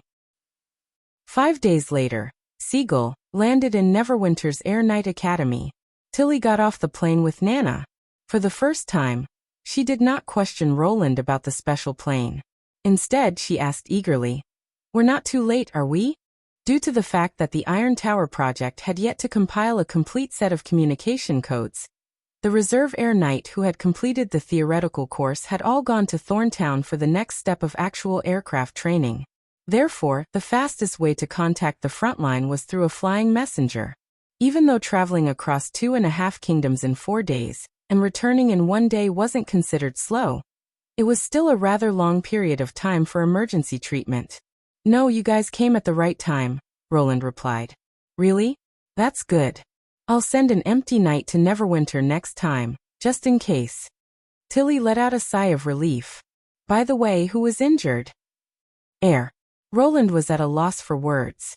The information carried by the messenger was limited, so he did not give too many details. He only asked Tilly to send Nana back to Neverwinter as soon as possible. Now that he was asked, he did not know how to explain. After a moment of silence, he said, A person who doesn't exist in this world. Ha! The corner of Tilly's mouth twitched. You mean the dream? As expected of the 5th princess, her reaction was unusually sharp. Roland coughed twice and said, Something like that. Then why don't you just say it directly? Why do you have to beat around the bush? Tilly glanced at him in disgust. What? Are you afraid that we'll find out that you came back from thousands of miles away just for an illusory dream? You hit the nail on the head, Nana echoed. You don't have to say it out loud. Vendi shook her head with a smile. Are the 3 of you guys singing a duet? It's good to know that guilt is a good thing, brother. Tilly stood on tiptoe and reached out to poke his chest. But you're looking down on us too much. Since you think it's necessary to do this, no matter how absurd and unruly it is, we'll do it first. So what should we do next? This was probably another way of expressing trust, right? Roland pressed Tilly's head down and exhaled a mouthful of white air. Let's go back to the castle. Scroll is already waiting for us there. With sufficient preparation in advance, Nana quickly produced a large number of magic sutures. According to her, even if one did not know how to suture, as long as they were placed near the wound, they would be able to heal. The only problem was that they had to be removed after the surgery. Otherwise, these unfixed sutures would likely cause new problems for the injured. Considering that items in the real world would not disappear into thin air, Scroll only needed to repeatedly enter and exit the realm of mind a few times to obtain a large amount of sutures. Thus, Nana was able to reserve enough magic power to enchant the subsequent medical equipment. Although the preparatory work took 5 days, it was only a moment in the dream world. Of course, this way, the relevant people in the dream world, such as Zero and Valkyries, would likely notice that something was amiss. But Roland did not have the time to care about that. After everything was ready, he took a deep breath and gestured to Scroll and the other witches to be at ease. He then closed his eyes and entered the dream world. After a moment of absent-mindedness, the familiar scene reappeared before his eyes. Fei Yuhan was still lying motionless in a pool of blood, while the other two stared at him in astonishment. Zero impatiently grabbed his sleeve. "Uncle, don't tell me you have a way to save her?" Time seemed to reconnect at this moment, and he seemed to have returned to 5 days ago. Roland did not explain further. He quickly took out his phone and dialed Garcia's number. The martial arts tournament had ended. If there were no accidents, Garcia should be living in the apartment. The call was quickly connected. "Hello, what's the matter? Where are you now?" "Outside." Roland's heart immediately sank. Why not stay at home? If this plan failed, he could only choose the backup plan and inform the association's garrison guard to mobilize more people. Not only would that take more time to explain, but it might not achieve the desired effect. "Hey, what's with your attitude? Can't I go downstairs to buy some snacks?" He suddenly heaved a sigh of relief. "So you're in the neighborhood? Do you have the car keys with you?" "Nonsense." Garcia's annoyed voice came from the other side of the phone. "So what exactly do you want to say?" Roland coughed twice and said in the most solemn tone, "Listen up, I have a lifelong request, and this is something only you can do." Her imposing manner suddenly weakened. "That, must it be said over the phone?" "That's right, or else it will be too late. Immediately drive to the 6-mile pavilion 2 blocks away, and pick up a lady named Scroll. She will be waiting for you at the intersection, and you will definitely not miss her. After that, send her to the Western Suburbs Expressway Bridge, which is where I am now." Roland paused. "It will take about 30 minutes to drive between the two places, but I don't have that much time. So you have to get there as soon as possible, and I will bear all the trouble. Please set off now." The other end of the phone was silent for a few seconds, followed by the rhythmic sound of running. "In other words, you don't have time to explain further?" "Yes."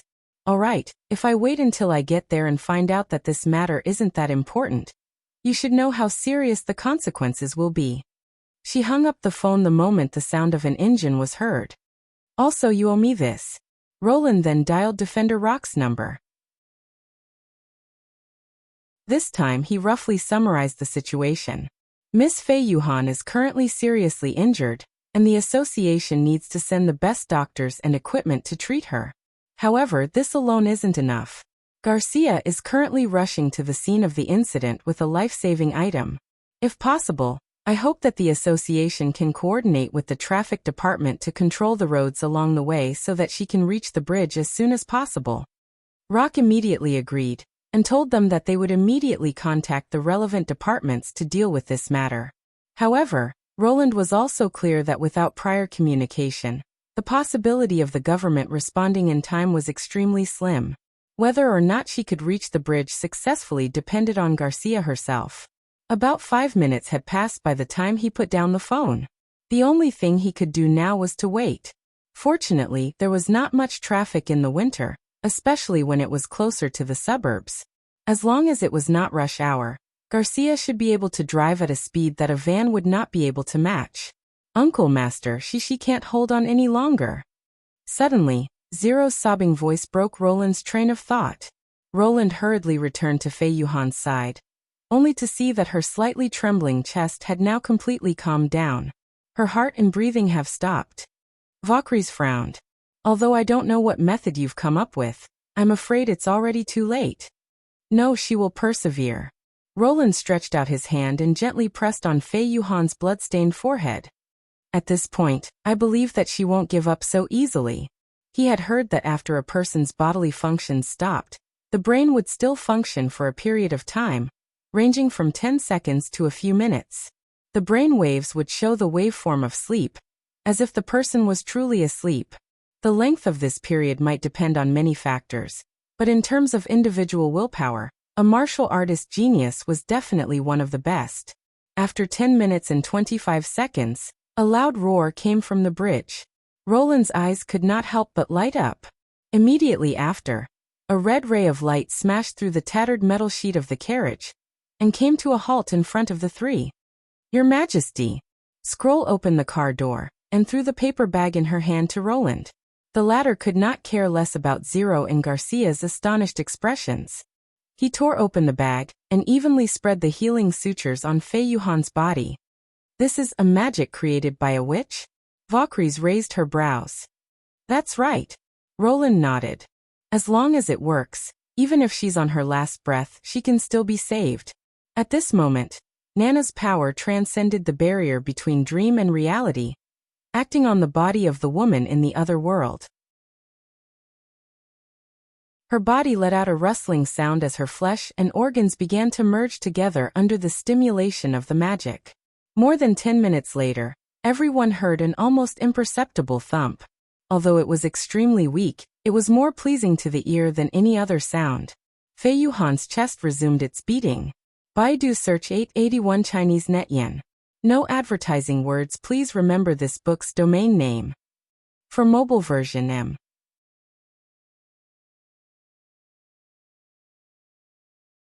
Chapter 1364. She had a long dream. In the dream, countless people in white coats and masks surrounded her, sweating profusely as they worked on something. From their shocked and solemn expressions, it seemed like they were dealing with an extremely troublesome matter. Right, her previous self was seriously injured and was on the verge of death. Perhaps this was the brain's way of consoling itself?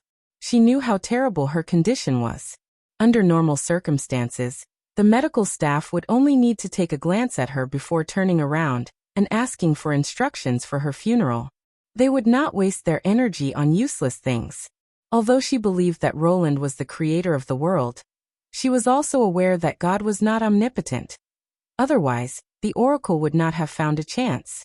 She followed the oracle's request and persevered until the end, so she had a clear conscience. Realizing that she was dreaming was a wonderful feeling. Her entire body felt like it was immersed in a warm and gentle light, and all the pain she had suffered disappeared. The voices of people talking seemed to come from far away, and the scene in front of her became increasingly blurry, making her drowsy. Gradually, the scene merged with the other fragments of her memory. The gray sky above her head turned into a vast expanse of white shadowless lights. After the doctors were done, they left one by one. She saw herself being carried by the medical staff and sent to a man and woman. The two kissed her, their faces revealing joyful smiles. Following that, she struggled and grew up bit by bit. Like a horse lantern, she realized that this might be the final flashback in her mind. The strange thing was that he clearly couldn't remember anything in the past.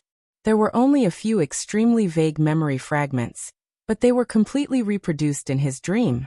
She saw her childhood home, the backyard that was hung with sheets, and her family. So this was the place she lived in back then. Lying in the embrace of her family, she closed her eyes in satisfaction. When sleep completely enveloped her, a loving murmur came from above her head. What do you think? The child should be named. How about Fei Yuhan? After a long time, Fei Yuhan slowly opened her eyes. Looking at the familiar ward ceiling, her mind went blank for a while before she reacted. Wait, am I still alive? She tried to feel her whole body and found that her hands and feet all responded to her will. Not only that, there was not even the slightest delay between her consciousness and movements, as if they had never been injured. Fei Yuhan raised her right hand in front of her in astonishment.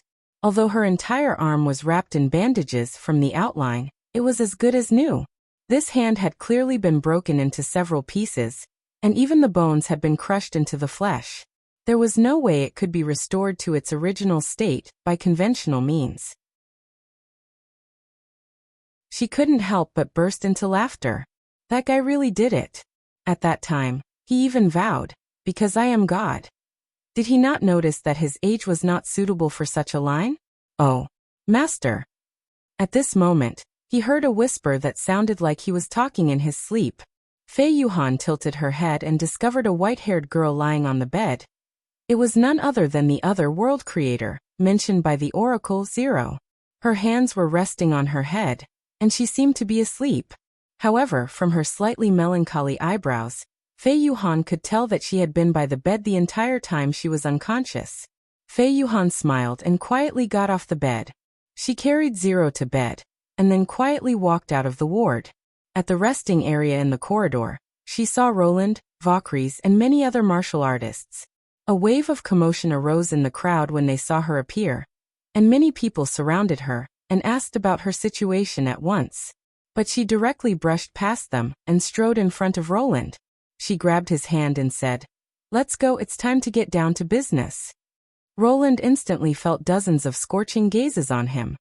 A business? It's not very convincing if you claim to be the god of creation alone, but if you add in the genius martial artist, maybe the effect will be very different. Isn't this what you promised? She raised her eyebrows and smiled. You fulfilled your promise, and now it's my turn. You're going to go there in this state? Roland asked in surprise. At this moment, Fei Yuhan was still wearing the striped hospital gown. Only her head was exposed, and she looked like a rice dumpling. She led Roland toward the corridor. Of course, it's more convincing, isn't it? In the conference hall of the sanatorium, the higher-ups of the Prism City sat in a circle and listened to Fei Yuhan's report with complicated expressions. At that time, the enemy was very different from the fallen evils. Not only did it have incredible abilities, but it was also very difficult to inflict fatal damage, even if I raised my force of nature to the limit. According to it, only the creator of this world and the Oracle can destroy their core. Reality has proven this point. I've hit its astrolabe many times, but it was unharmed. If not for Roland's timely arrival, I'm afraid the situation would have been irreversible. The enemy called itself Delta, and it came from the erosion, an emissary of God. If it's one of the murderers that destroyed the Prism City, then it's entirely possible that its accomplices have similar characteristics. There's no doubt that our world is in great danger. These words caused a wave of whispers to rise in the hall. The fallen evils were not afraid of ordinary martial artists, and only martial artists could kill them. But now there was suddenly an oracle, and even the force of nature was ineffective against it. Didn't that mean that it was invincible? If it was another martial artist who said this, everyone would probably suspect that it was a problem of ability, but since it was Fei Yuhan, they did not doubt it. An undefeatable enemy made people shudder just thinking about it. Not to mention that there were several oracles. I'm very happy that you're fine, and also glad that Mr. Roland stood on the association's side. Rock was the first to speak after a moment of silence. Indeed, from the information gathered at the scene, the enemy does indeed have powers that we can't understand, and the one who defeated it was definitely a martial artist present. Combining all the descriptions, we have reason to believe that the one who defeated the enemy of erosion was Hunter Roland.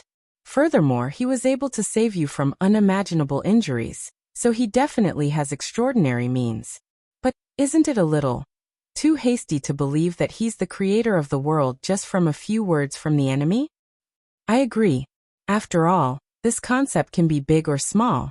If the world was created by someone, then where were these people before it appeared? That's ridiculous. Our world should have been born from the Big Bang. If this is Miss Fei Yuhan's judgment, I'm willing to believe it.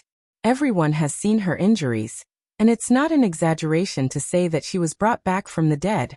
She basically recovered in a short period of a day and a night.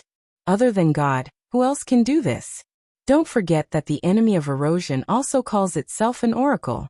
If both of them are gods, then who has the final say? The upper echelons broke into a flurry of discussion.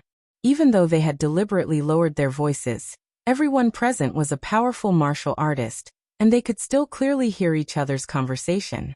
Most of the voices were filled with doubt. First of all, everyone is mistaken about one thing. Fei Yuhan interrupted the discussion. I didn't think that Roland is the creator of the world because of this battle, but I've long suspected it. It's just that I was able to confirm it during the battle. As for the details, it's a little complicated, so I won't go into it here. I know it sounds unbelievable, but everyone seems to have forgotten that the creator is right beside me. If he can produce conclusive evidence, then this matter will naturally come to a conclusion, right? Roland could not help but touch his forehead. He knew that this was not something that could be easily won over, so he had no intention of revealing it to the association. But since he had already come this far, he had to cooperate with Fei Yuhan, who had done her best to help him announce his identity. Does the association still have the fallen force of nature cores? Roland looked at Guardian Rock. Most of the cores were taken by the enemy during the fall of the Prism City, and the remaining ones are the fruits of recent hunts. Rock nodded. They are currently under my personal watch. Then bring the cores over, he said slowly. It's time to let the imprisoned magic power return to this world. Genius 1 Second Remember website. Apex mobile version.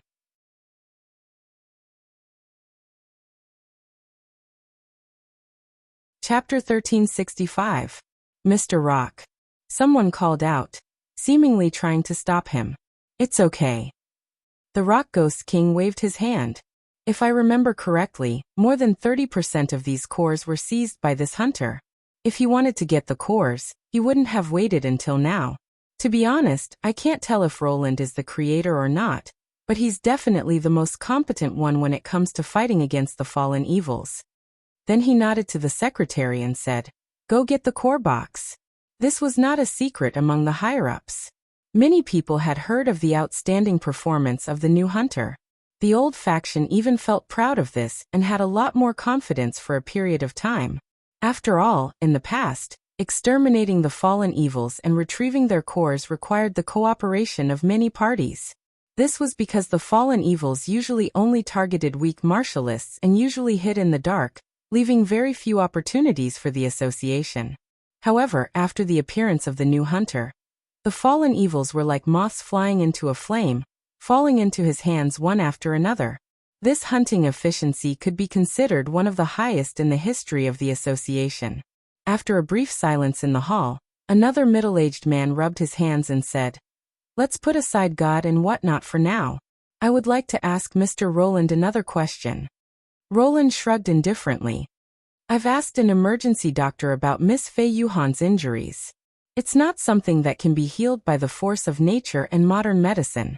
They said that you used some mediocre and substandard medical equipment, but it produced an unbelievable effect, as if you could regenerate flesh and blood.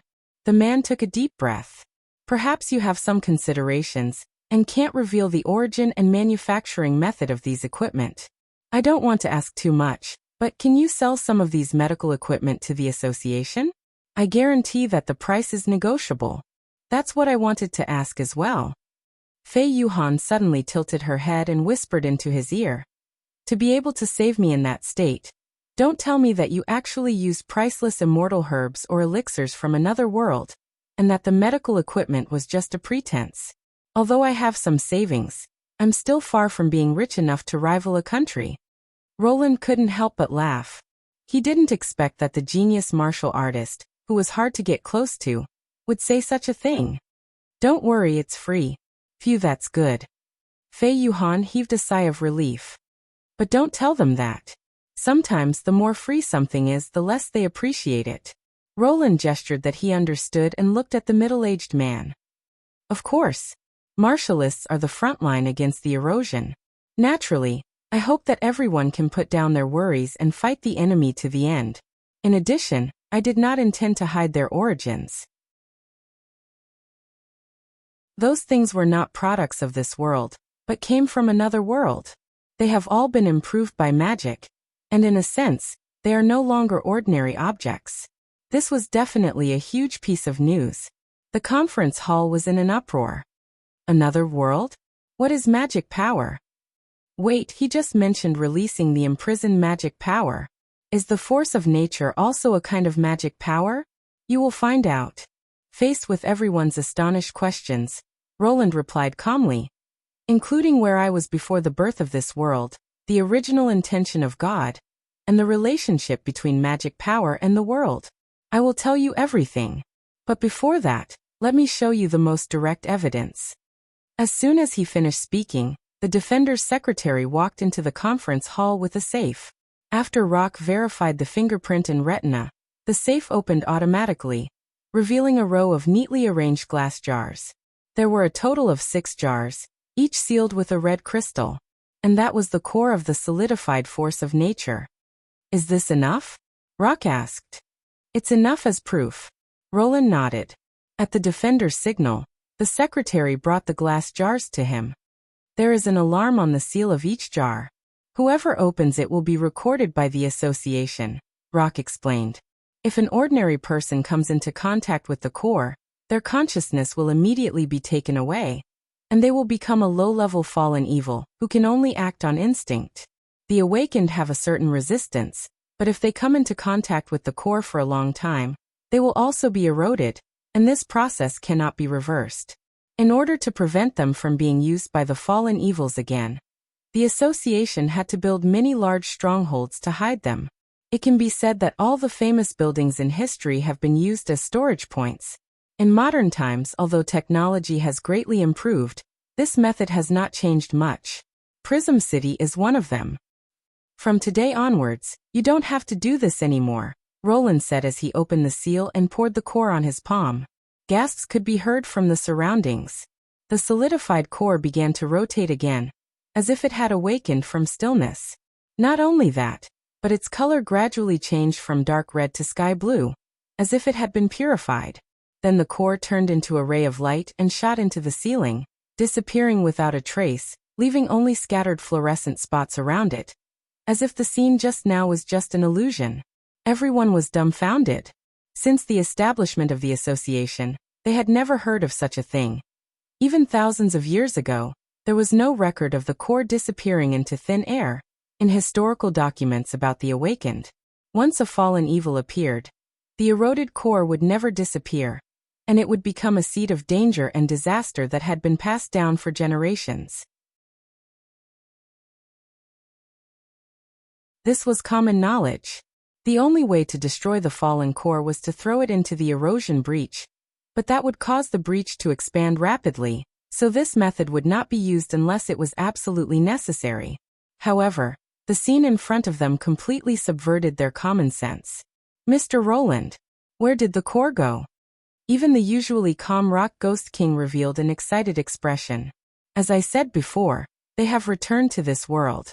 This is also the biggest difference between the dream world and the real world. The existence and continuity of the dream world are all based on magic power. Roland picked up another core and turned it into a ray of silver light. According to the information I have so far, magic power is almost omnipotent.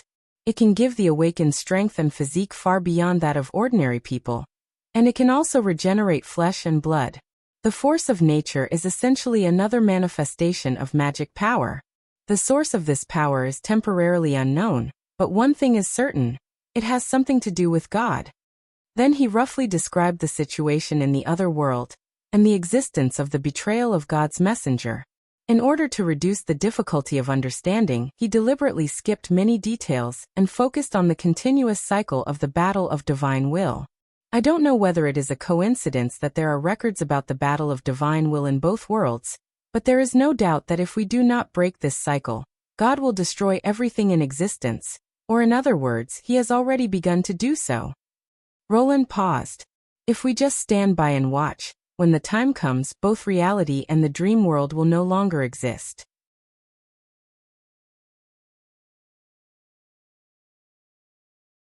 Chapter 1366. There was a dead silence in the conference hall. Everyone looked at each other with complicated expressions, with the exception of Fei Yuhan. This surprised Roland quite a bit. It seemed that without him noticing, the other party had already gained a considerable understanding of his origins and the other world. After a long while, Rock cautiously said, "Dream world. Do you mean that it can disappear at any time like a dream?" "No, this is just what I'm used to calling it, because I can only enter this world when I'm asleep," Roland said frankly. "At first, I also thought that it was as illusory as a dream, but everything I experienced here changed my mind. You can also call the world I'm in a dream, and treat this place as reality. I even believe that when the research of magic on both sides reaches a certain level, the connection between the two worlds will reach a new level." He saw Fei Yuhan's lips curl up from the corner of his eye. Even if he didn't continue, everyone present could understand what he meant. The barrier between the two worlds would disappear without a trace. People would be able to freely travel between the two worlds. That will have to wait until it's realized. An elder frowned. "The problem now is that we do not have any means to verify the authenticity of your words. All of this is too outrageous. Forgive me for not being able to believe it. Mr. Roland, I have no intention of blaming you. But your understanding of this matter basically comes from the betrayal of the oracles. Who knows what schemes they are hiding behind?" Very quickly someone else echoed, "The essence of God is the main point, but the other party is afraid of being found out by God. It's really hard to believe. Isn't the most important thing God's power? Why hasn't an existence that can destroy the world taken action? Perhaps our rash actions are the real reason for our destruction." Once someone spoke up. Voices of doubt sprang up like bamboo shoots after a spring rain. "I feel that this is a dead end. According to the oracles, if we do nothing, the world will be destroyed, but after invading God's domain, the outcome of defeat is still destruction. So here comes the problem, Mr. Roland. Do you think you have any chance of defeating God? It's hard to say whether these words are true or not. In my opinion, why can't it be an excuse that the hunter made up out of thin air to seek a higher status? Of course, the traditionalists are not completely innocent." "What did you say?" "Don't forget that the people who support him the most are your new generation of celebrities." At first, it was just a discussion, but the atmosphere gradually became tense.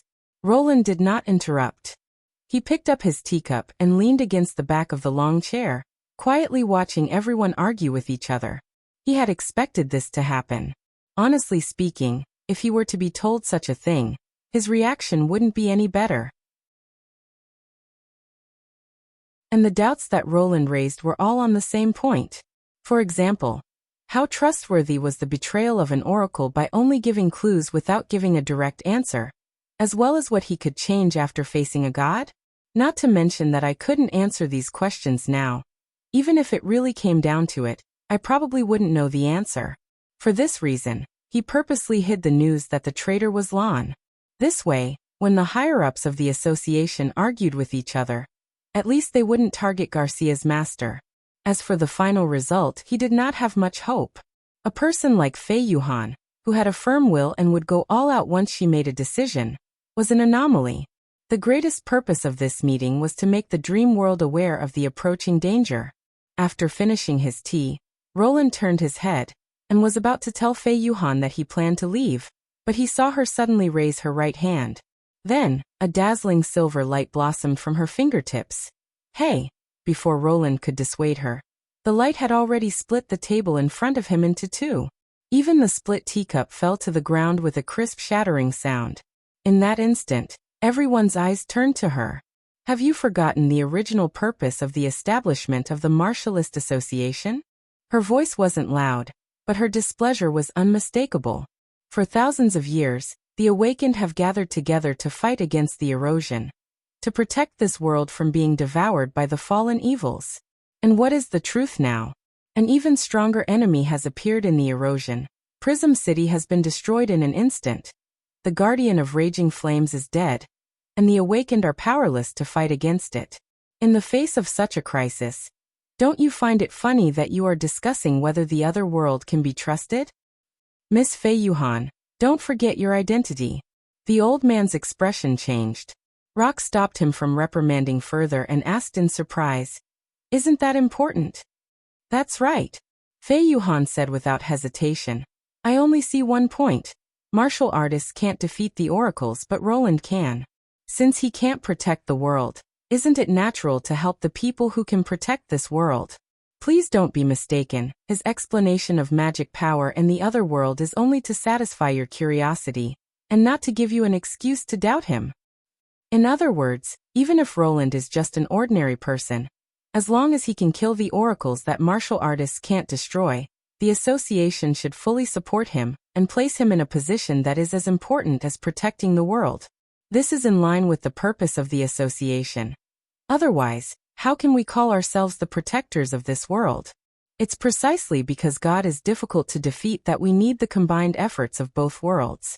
Giving up in fear of the future is nothing more than a coward's way of doing things. Even if we fail in the end, we will still give it our all. Perhaps some people might doubt that the argument, martial artists can't kill an oracles, is not valid, and I can understand your thinking. After all, only Zero and I were present at that time. But I also welcome everyone to verify. At this point, Fei Yuhan's entire body was covered in silver light, and even her tone lowered a few degrees. As long as you are able to injure me to that extent in a one-on-one fight, I will take back my words. How about it? She swept her gaze across the crowd, her gaze as sharp as a knife's edge. For a moment, none of the higher-ups who were older or held higher positions than this genius martial artist were able to respond. As expected of a leader of the new generation. Rock suddenly laughed.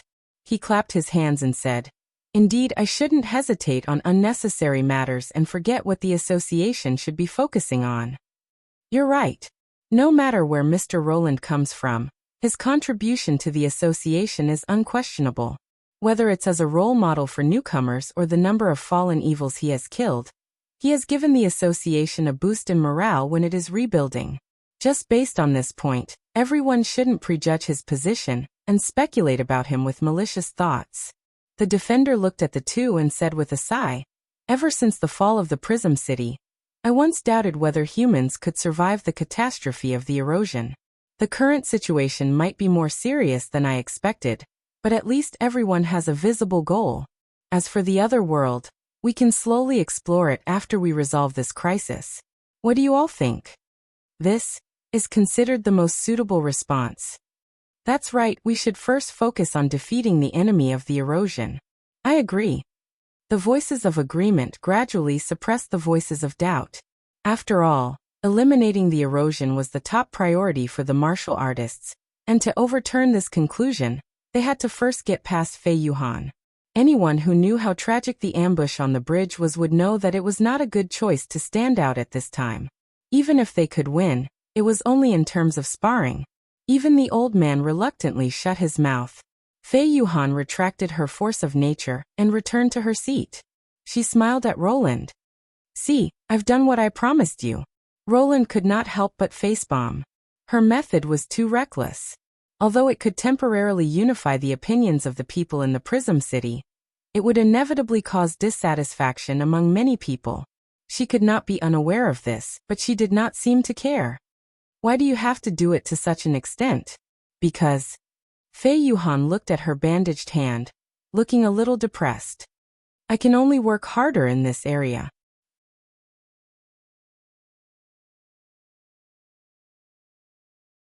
Chapter 1367. Is it because she is unable to truly destroy the oracle and is disappointed? Roland did not know whether to comfort her or roll his eyes.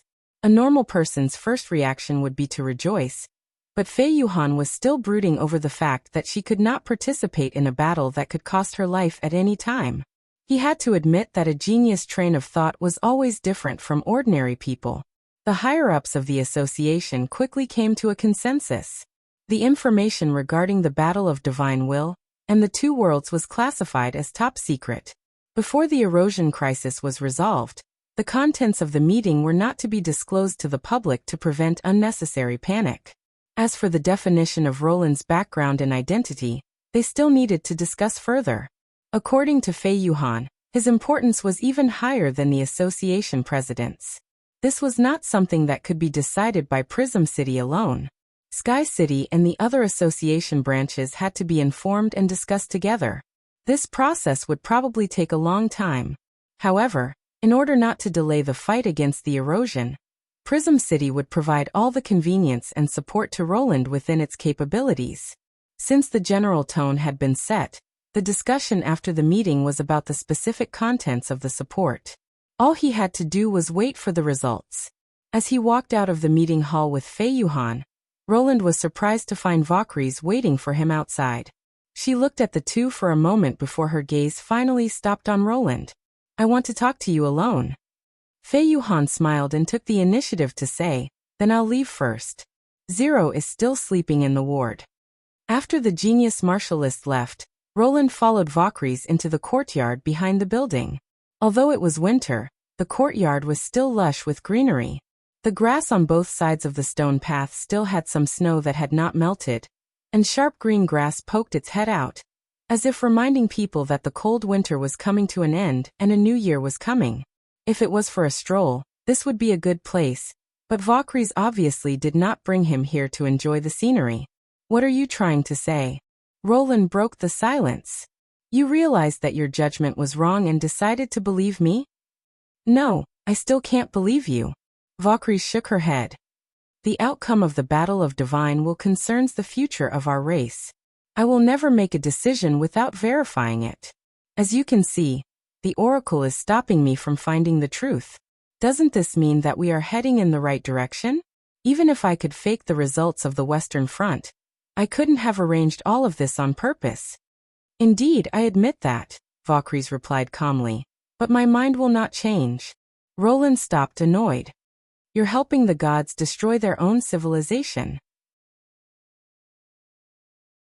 It's meaningless to criticize based on unequal information. No matter what, the dream world and the real world are separated by the realm of mind." Valkyries turned around. "If it were you, would you have made up your mind to cooperate with the enemy you've been fighting for nearly 1,000 years? Besides, all I can get is a verbal promise." Roland opened his mouth, but he couldn't say a yes.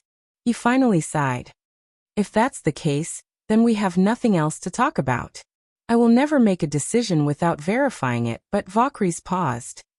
"If I can verify the truth, I will reconsider your proposal." Roland was stunned. "What? When you treated Fei Yuhan, the woman who came in the carriage was an extraordinary, right?" she said slowly. "And she's different from the witches by your side. This difference doesn't refer to her ability, but her style of doing things. The former is unfamiliar to me, but the latter is rather familiar. In this world's terms, it's more or less the mark of an era. No matter how I thought about it, the only people I felt familiar with were the people from the first and second battles of Divine Will. After all, after the humans retreated to the borderlands, I never came into contact with you again. So can I infer that this witch is not old and is still alive?" He wasn't that old. That should be compared to devils that were hundreds of years old. With just a few encounters, she can infer that Scroll and the God's Punishment witches are not from the same era? Roland replied non-committally. "What does this have to do with what you said? Even if you ask her and get the same answer, you will only think that she colluded with me. Of course it's related. The Union's witches only have a lifespan of 100 years. To be able to survive from the Second Battle of Divine Will until now, they must have borrowed the technology of the underground civilization. Ever since we were ambushed by your trap, I have repeatedly pondered how they could enter the dream world, and the only possible answer is the ruins of the underground civilization." Valkyries walked to an artificial water feature covered in thin ice and looked at her reflection in the water. Although the conditions are extremely harsh, this race's unique use of magic can indeed greatly reduce the difficulty of connecting to the realm of mind. And it's not surprising that the Union, which once occupied the fertile plains, excavated the ruins of the underground civilization. I originally thought that they gave up their bodies in reality and instead fixed their souls in the dream world. But when I saw that witch, I realized that I might have guessed in the wrong direction. To be able to allow a living extraordinary to freely enter and exit the dream world without any external help. This is no longer something that the magic technology of the underground civilization can achieve. Valkyrie said to herself. I don't know what method you used, but at least I can confirm one thing. If the existing witches can use this method to enter the dream world, then it should be equally effective for the higher ascendants of my race. Don't tell me your plan is. Roland's heart skipped a beat. Let the Sky Lord come to see me. Valkyries raised her head. Even if you are the creator of the dream world, it is impossible for you to replicate a character that you do not understand at all. As the commander of the Western Front, Hacksword will undoubtedly be able to verify all the questions I want to know. Roland blinked and could not help but laugh out of anger. That is a senior demon lord. If I could command it, would the First Army still need to fight in the Kingdom of Wolfheart? Besides, it was previously ambushed by the humans and now doesn't even dare to show its face. Where am I going to find it? I will help you create this opportunity, she said word by word. Roland frowned. Are you serious? But you have to promise me two things. First, you must not use this opportunity to attack Hacksword. Second, no matter what decision I make, you must let it go. Have you ever thought about how big of a risk this is for me? We are both taking risks, Valkyrie said in a low voice. That's right. You think that this might expose the secret of human inheritance, but isn't it the same for me? If you go back on your promise and put a senior demon lord in danger, what else can I do but regret it? Don't think that I made this decision easily. Perhaps realizing that she was slightly agitated, she slightly calmed her tone. In short, this is the biggest compromise I can make. As for whether you want to take the risk, the decision is yours. Roland stared at her for a long time before asking. I want to know, what made you change your initial decision? Fearing a terrifying future and giving up on advancing is nothing more than a coward's actions. Even if we fail in the end, we will still do our best. Valkyrie snorted softly. For a human to say such words, it really surprises me. That was Fei Yuhan's speech during the meeting. Was she standing outside the hall at that time? Also, you asked me a question at the beginning, right? Valkyries looked him in the eye. Do you think that the Transformer Heathtulis from 1,000 years ago did something wrong? Roland nodded. I don't think it did anything wrong. She turned and walked out of the courtyard. That is my answer.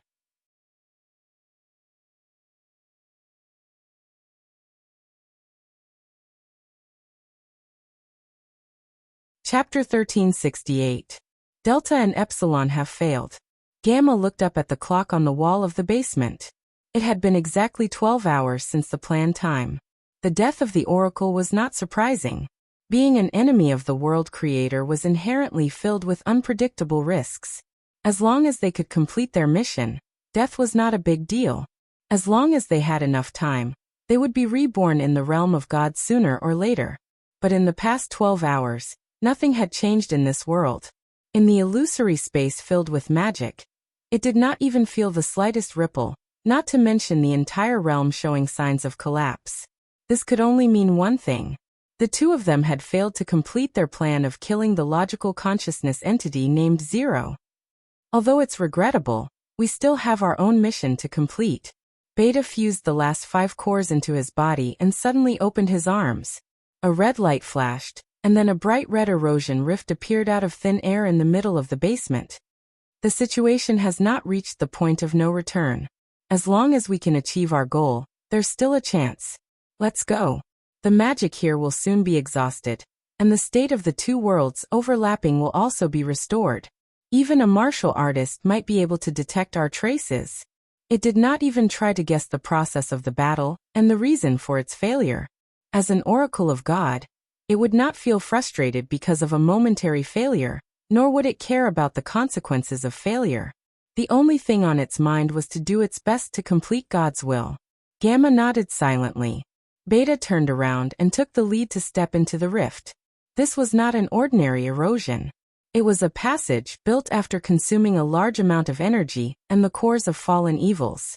And the other erosion rift connected to it led to the final battlefield set up for the main creator. Gamma followed closely behind. Just as it was about to enter the passage, footsteps suddenly sounded from the staircase. It was slightly stunned and turned its head to look at the source of the sound. This place was blocked by magic, and any detection methods were ineffective. There were also a large number of fallen evils guarding outside, so it was impossible for anyone to enter. Soon, the figure of the person appeared in the darkness. "Why is it you?" Gamma was extremely puzzled. It was Epsilon who had disguised herself as a human. According to the plan, it should be responsible for delaying the rescuers and buying enough time for Delta. If the latter didn't succeed, it was even less likely for Epsilon to survive. However, what it received was not an answer, but an arm with 5 fingers closed. The arm pierced through its chest at lightning speed. The mask fell to the ground with a clang, revealing the rotating astrolabe under the hood. Gamma looked at him in disbelief, and his consciousness quickly became sluggish. "You. Why? There's indeed a difference." Epsilon retracted her hand, and allowed Gamma to fall onto her. "You and Lon. You want to betray God?" After a moment of silence, Epsilon whispered, "Who is God?" "Yes." Gamma opened its mouth, but its voice kept repeating like a stuck phonograph. In the end, it could not give a definite answer. "That's right. We've never thought about such a question before, so we can't answer it. Ever since I killed Lon, I've suddenly had many thoughts. It's as though they've always been in my mind, but I've deliberately sealed them off. And one of them is this. Did Lon really betray God?" Epsilon murmured in its ear. "And the conclusion is that I don't know. Oracles are the embodiment of God's will. If we go against this, can we still be considered oracles?" Gamma didn't reply, or it could be said that it could no longer speak. The following mission requires 2 people to complete, so it's the same no matter who it is. If you have the chance to meet His Excellency, please ask this question on my behalf. Epsilon opened up its robe and wrapped its companion up. After a squirming, it completely transformed into Gamma. Following that, it picked up the mask and wore it before walking into the erosion rift. After passing through the twisted passageway formed by magic, Epsilon opened its eyes again and saw a completely different scene. The barrel-shaped structure made of reinforced concrete stretched from the bottom to the top, like a magnificent tower. The interior of the tower was surrounded by layers of suspended walkways that were connected by a shuttle-shaped elevator. The walkways were evenly distributed with countless squares, and it knew that the things locked in those squares were their targets. The magic power cores that this world had stolen from God's domain. With these cores, the oracles had enough power to set up a trap to kill the creator. "Why are you so slow?" Beta looked back at it. "Let's begin when you're ready." "Of course, leave it to me," Epsilon replied calmly. For the rest of the day, Roland slumped over his desk sighing. The series of sudden incidents in the dream world could be said to have overwhelmed him. Waking up didn't mean that he was free. Be it the memories from fusing with the astrolabe or the detailed conversation with Valkyries, all of them gave him a headache. Especially the former. Before entering the bottomless land and facing God, it was no doubt the only source of relevant information. From Lan's words, he could tell that the importance of the information was extraordinary. However, after pondering over it for a long time, he couldn't figure out the connection between the content he saw and the second scene. There was also a line of text that left him extremely concerned. From this moment forth, gravity is no longer the most revered force in this world. Why did it have to be gravity? Among the 4 forces of the universe, gravity was nothing special other than its wide range of effect. In terms of application, it was inferior to the electromagnetic force, and in terms of strength, it was far inferior to the strong interaction force. It was precisely because of its large macroscopic scale that it was the first fundamental force that civilizations paid attention to. This also meant that it had the least amount of mystery. According to conventional thinking, apart from being appointed, it was very difficult to treat it as the most revered force. As for the latter, after Nightmare Lord expressed her intention to cooperate, the 2 returned to the high-end restaurant where they first met for a full and frank conversation. This once again attracted the attention of other customers. According to Valkyries, once it confirmed the situation at the front lines, it would change its goal of winning the Battle of Divine Will to completely stop the Battle of Divine Will. This also included convincing Sky Lord to assist humanity in heading to the bottomless land. Compared to obtaining information from Sky Lord alone, the benefits of this cooperation were clearly much greater. However, the problem was whether Sky Lord was willing to be convinced was another matter. Furthermore, there was more than one senior lord among the demons. Above the senior lords, there was a king. It was ultimately uncertain if Hacksword could decide the direction of the Western Front Army.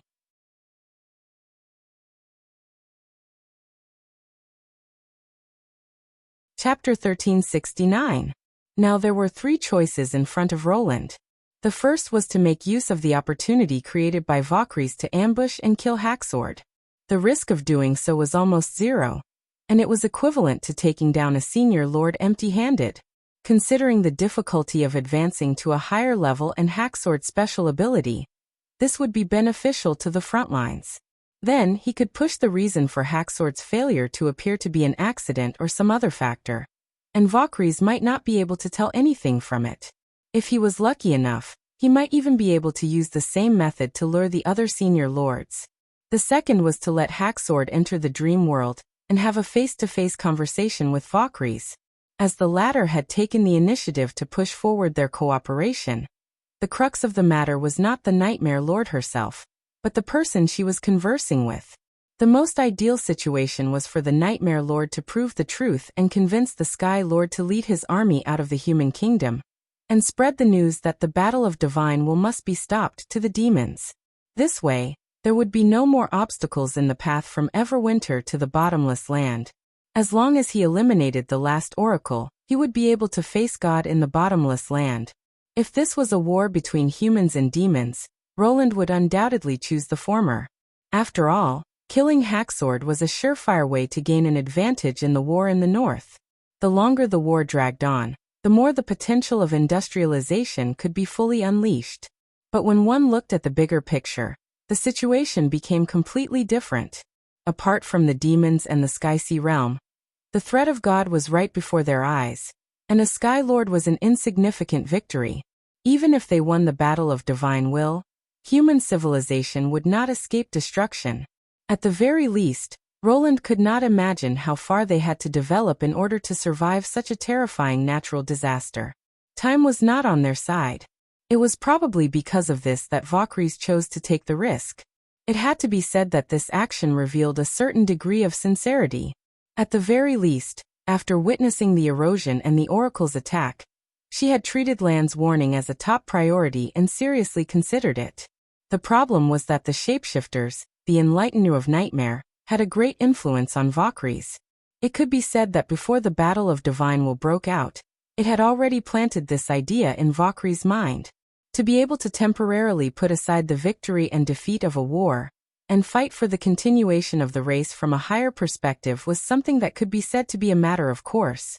However, Hacksword had no experience in this aspect, and it was still questionable whether he could reach an agreement with Valkyries after the exchange. Generally speaking, this kind of decision that concerned the fate of a race was not something that could be decided in a single negotiation. And the more times they met in the dream, the more the risk would increase. This was something that Roland found hard to accept. For now, he was more inclined to the third option. That was to temporarily maintain the status quo, and strive to rely on humanity's own strength to reach the bottomless land at the end of the continent. Frankly speaking, this option suited Roland the most, and it was also the goal that he had been working hard to pursue. No matter what the demons did, humans had the ability to cross thousands of kilometers to reach their destination, and it was undoubtedly the safest outcome. However, to the north of the Everwinter continent was a continuous mountain range. To cross the ridge of the continent, they had to develop an aircraft that had a range far greater than the fire of heaven, and at the same time, they had to have the ability to defend against aerial attacks. From development to production, this process would undoubtedly take up a lot of time, and it was also unknown if there would be any changes in the situation at the front lines during this period. Just as he had previously realized, in the face of the threat of the divine will, choosing the safest option was also a type of risk. The only difference from the previous two options was that the degree of risk in this option could more or less be compensated by the human's own efforts. The next time I enter the dream, I'll try to seek support from the association, Roland thought to himself. After dinner, Anna walked into the office with a scroll of blueprints and sat opposite the mahogany table. This was the time for the two of them to communicate, and it was also a rather relaxing and pleasant time of the day. As long as the research institute was not working at night, she would come to the office for 2 to 3 hours, chatting about the results of the day's work, to the whimsical ideas that suddenly popped up. At this time, Nightingale would also appear. She leaned against the coffee table and chewed on her snacks while flipping through the comic book that Scroll had copied from her dream. Occasionally, she would add a few words to the conversation. The atmosphere was very peaceful and warm. After solving the technical problems, Roland took the opportunity to talk about the problem that plagued him in the dream. So this is what made you sigh incessantly? Nightingale curled her lips. Do the two have to be related in some way? What if the scene you see in the dream is just randomly pieced together? The more you think about it, the faster your hair turns white. Some people just don't understand. Roland rolled his eyes. The brain will degenerate if you don't use it. If everyone is like you, then the world is finished. But if you continue thinking like this, it will only be finished faster than the world. He decided to take back his previous peaceful and warm opinion. Anna did not respond. She pondered for a long time before saying thoughtfully, I think that this time, I'm afraid that Nightingale is right. Nightingale and Roland could not help but be stunned. Ha! Anna could not help but laugh. I'm not talking about not thinking about it, but about the matter itself. The connection between the two scenes may not be as complicated as you think. Did you find any clues? Roland asked curiously. Anna shook her head. It's just a guess. It might not be correct. She tucked a strand of hair behind her ear and gazed at her notes. For example, the sequence of the two scenes or time. The connection is time? Roland frowned and thought for a moment. After a moment he said in surprise, if the second scene happened before the first, they can be connected to form a complete story, Anna continued. This is the price. The price was not referring to the radiation clan that rose into the sky and eventually disappeared. It was not referring to the survivors that were swallowed by the tsunami or the storm. The timescale between the two was tens of thousands of years, millions of years, or even more. The price was referring to something else. The result was that gravity was no longer worthy of respect, and a huge red hole appeared in the universe. If this line of words was referring to magic power, then from this moment onwards pointed to a shocking conclusion. Roland and Anna looked at each other. Magic power did not exist in this world. The two said almost at the same time. Without magic power, it meant that the creatures that needed magic power to survive no longer existed. For example, demons. And witches. Bookseller's website.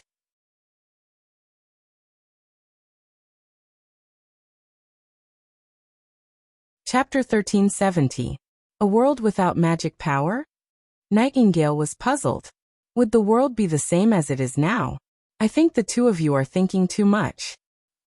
Indeed. Anna came back to her senses. The influence of forces is mutual. Even the introduction of an inconspicuous force into a balanced system can bring about new changes to the whole system, not to mention the omnipresent magic power. If it really did appear halfway, then the world before it should have been completely different. But according to your description, this world is so similar to the world you once lived in. The water boils, the snow melts, the sun warms, and the earth nurtures life. Except for the absence of magic power, it's almost exactly the same. That's why it's worthy of respect. I think that's what that line of text was trying to express. Roland suppressed the chill that crept up his back. It's not within the framework of the four forces, but it can be seamlessly integrated into it and affect all aspects of the world, as if it's above all things. Is that really possible? Anna frowned. That's the only guess. Roland clenched his fist. And the appearance of magic power must have brought about changes, but the changes may not be what the other party expected. He paused. That's why it's called the price. It sounds a little scary. Nightingale could not help but twitch the corner of her mouth. No, it's actually a good thing. Huh? Why? The world today is still full of magic power, which means that even the gods can't reverse the price. If that's the case, magic power will exist forever in the future, Roland explained seriously. And if magic power exists forever, you won't suddenly disappear. Ahem. Nightingale turned her head away. That seems to make sense. But it's already been more than 3 months since the months of demons, and no new witches have appeared. Who's to blame? Anna said with a faint smile. This. He was speechless for a moment. Okay, no more jokes. Anna chuckled.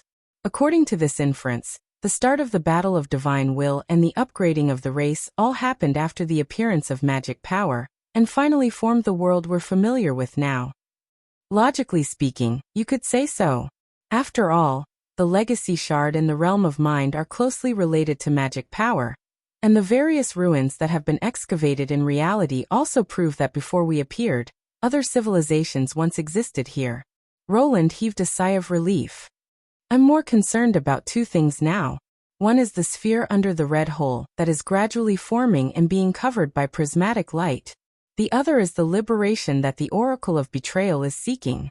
You suspect that the former is the planet we live on?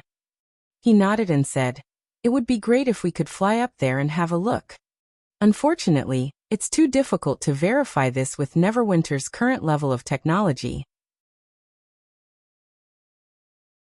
As for land's so-called liberation, it must be related to the suspension of the Battle of Divine Will. However, as for what it means, I'm afraid I can only know after entering the bottomless land. Roland had originally thought that for a huge organization like the Martialist Association, even if they had reached a preliminary consensus, it would be an extremely long process to go through the procedures. It would take at least 10 days to half a month to come up with a proper constitution. Instead of waiting for the concrete results from the upper echelons, he might as well make a few requests, such as providing targeted technical information to Scroll, as well as conducting professional training for the tequila witches such as Saint Miran and Duo. However, the reality was far beyond his expectations. Just 1 day later, when he entered the Dreamland again that night, he received a call from Garcia. Mr. Rock's secretary wants me to inform you that the Prism City has already discussed and approved the first aid plan. The specific implementation of the plan requires your participation.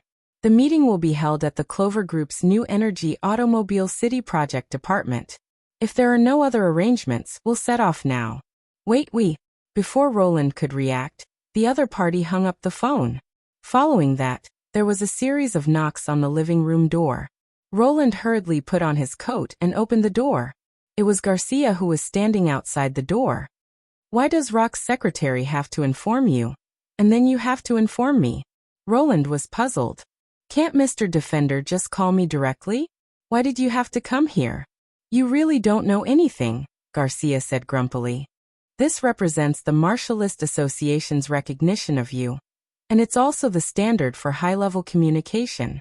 Besides, there are many non-members of the association attending this meeting. If you go alone, won't you be a disgrace to the association? By the way, I'll be responsible for contacting people for such meetings in the future. Let's go when you're ready. I haven't washed up yet. She rolled her eyes. Then hurry up. Seeing that Garcia had no intention of leaving, Roland had to do as she said.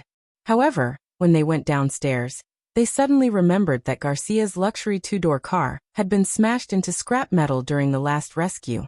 In the end, it was still the van that Roland was familiar with that drove the two out of the residential area. I'll pay for your car, he said awkwardly while sitting in the passenger seat. But driving this, won't it be a disgrace to the association? Shut up, Garcia said with a livid face. Roland tactfully looked away.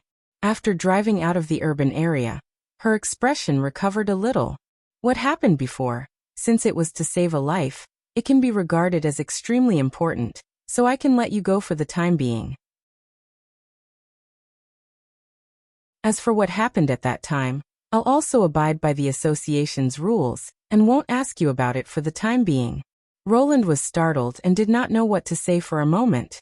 After a while he replied, Okay, thank you. But this doesn't mean that you'll write off what you owe me, understand? Garcia changed the topic and emphasized, after the confidentiality order is lifted, you must tell me everything that happened at that time, including Zero's identity and the real background of your relatives from the countryside. She had indeed noticed something strange. But this was also within his expectations. Garcia had been at the scene when Fei Yuhan was being treated, so naturally, she had witnessed the entire process of Fei Yuhan's near-death experience. Whether it was Scroll, who came with the enchanted sutures, or the god's punishment witches who did not seem surprised, they were obviously not ordinary people. Even so, she was still willing to wait for him to explain. This trust made Roland's heart surge with warmth. And Fei Yuhan rock. Under the influence of many people, this world was indeed heading towards the unknown. But it was precisely this unknown that was worth protecting. When everything is over, I'll tell you everything, he replied solemnly. After the car drove into the factory area, Roland discovered that the rather eye-catching signboard of the new Energy Car City project had disappeared and was replaced by a brand new gold-plated sign. His eyes widened in surprise. The words were clearly Grey Castle Design Bureau.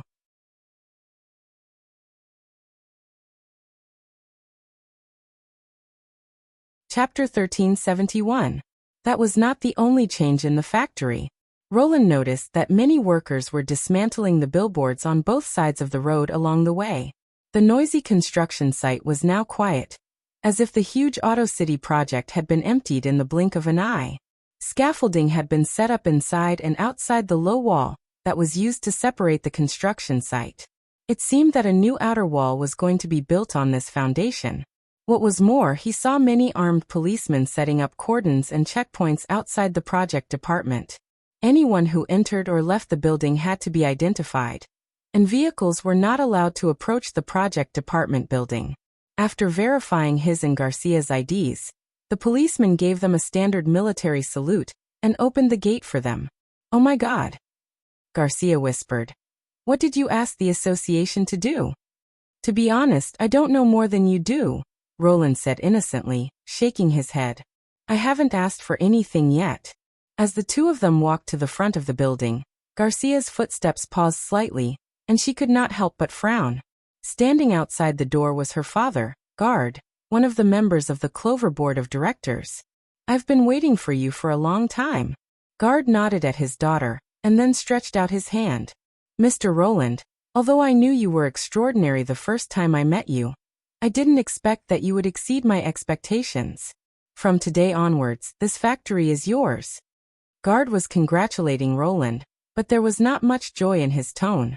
His expression was quite complicated, like a collection of contradictions. If the first time they met, the middle-aged man was obviously scornful, then the second time, because of his relationship with the Guardian, it had changed to a fake friendliness. This time, the emotions that he revealed were probably his true feelings. "Isn't the new Energy Auto City a key project of the Clover Group? Is it really good to give it away like this?" Garcia said sarcastically. "I thought the Clover Group would be more strong-willed when they tried to demolish the tube-shaped apartment in spite of public opinion." Surprisingly, Guard did not show any anger. Instead, he smiled bitterly and said, "The Martialist Association has made an offer that our family can't refuse. Although I'm a member of the board, I can't stop this decision. In addition, the Clover Group has also officially suspended the demolition and reconstruction of the tube-shaped apartment. It will be announced at the press conference later. You don't have to wave flags for those residents anymore, daughter." Garcia was startled. "The demolition is over?" "Yes, it's all over," Guard said slowly. "I know you won't forgive me easily even if it's over, but at least we're no longer enemies. If you want to see your brother in the future, you can come to our house anytime." Of course. He looked at Roland. "You can also bring him along." After sending the two of them into the hall, Guard waved his hand and left the department building. Before the two of them could react, the secretary in charge of receiving them had already brought them into the main conference room. There were 40 to 50 people sitting in a room of nearly 100 square meters. Almost everyone was dressed in formal wear. It didn't look like a meeting at a construction site at all. There were a total of 4 chairs at the head of the long table. Other than Guardian Rock, there were 2 other people sitting there. One was about 40 or 50 years old, with a capable face, and the other had grizzled hair, but his eyes were full of vigor. Obviously, the last chair was reserved for him. Garcia seemed to have woken up from her daze, and gave him a gentle push from behind. Roland nodded, stepped forward, and sat beside Rock. After his experience as a king, he naturally wouldn't have stage fright in such an occasion. Instead, he became more and more curious. Judging from their behavior, it was obvious that the association was planning to give him a surprise. However, after the secretary announced the start of the meeting and introduced the participants one by one, Roland was left speechless. Although he knew that the Martialist Association had a long history and had a considerable influence on the government, this surprise was still far beyond his expectations.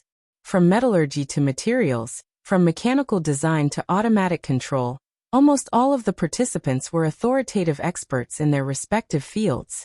Among them were academic masters from the National Academy of Sciences, as well as technical leaders from private companies.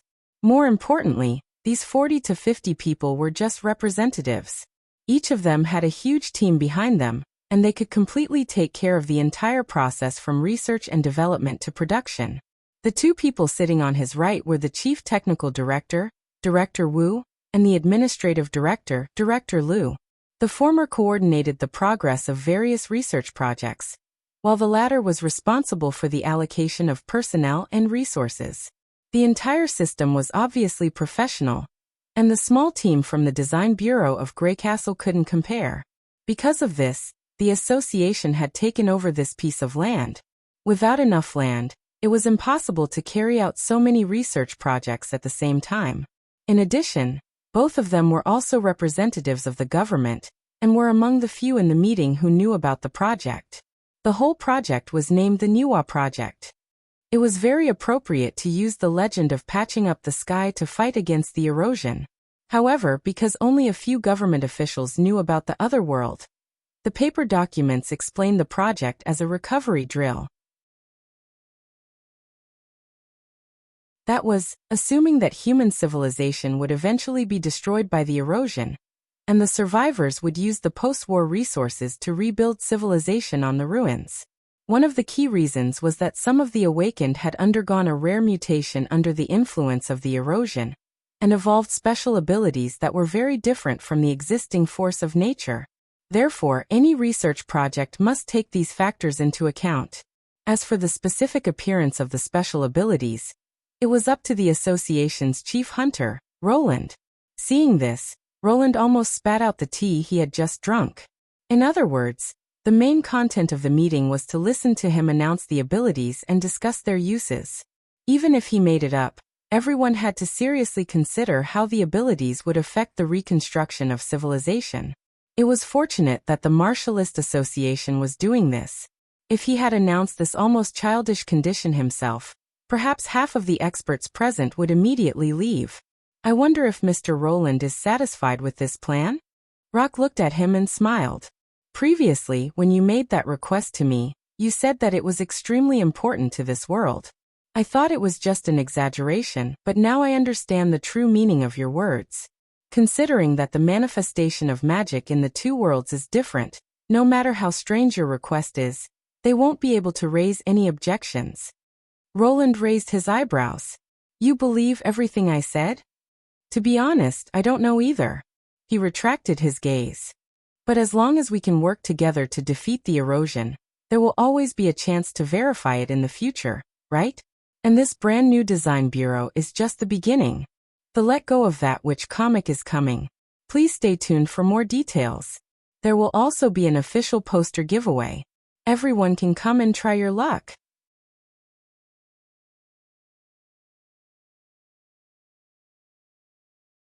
Chapter 1372.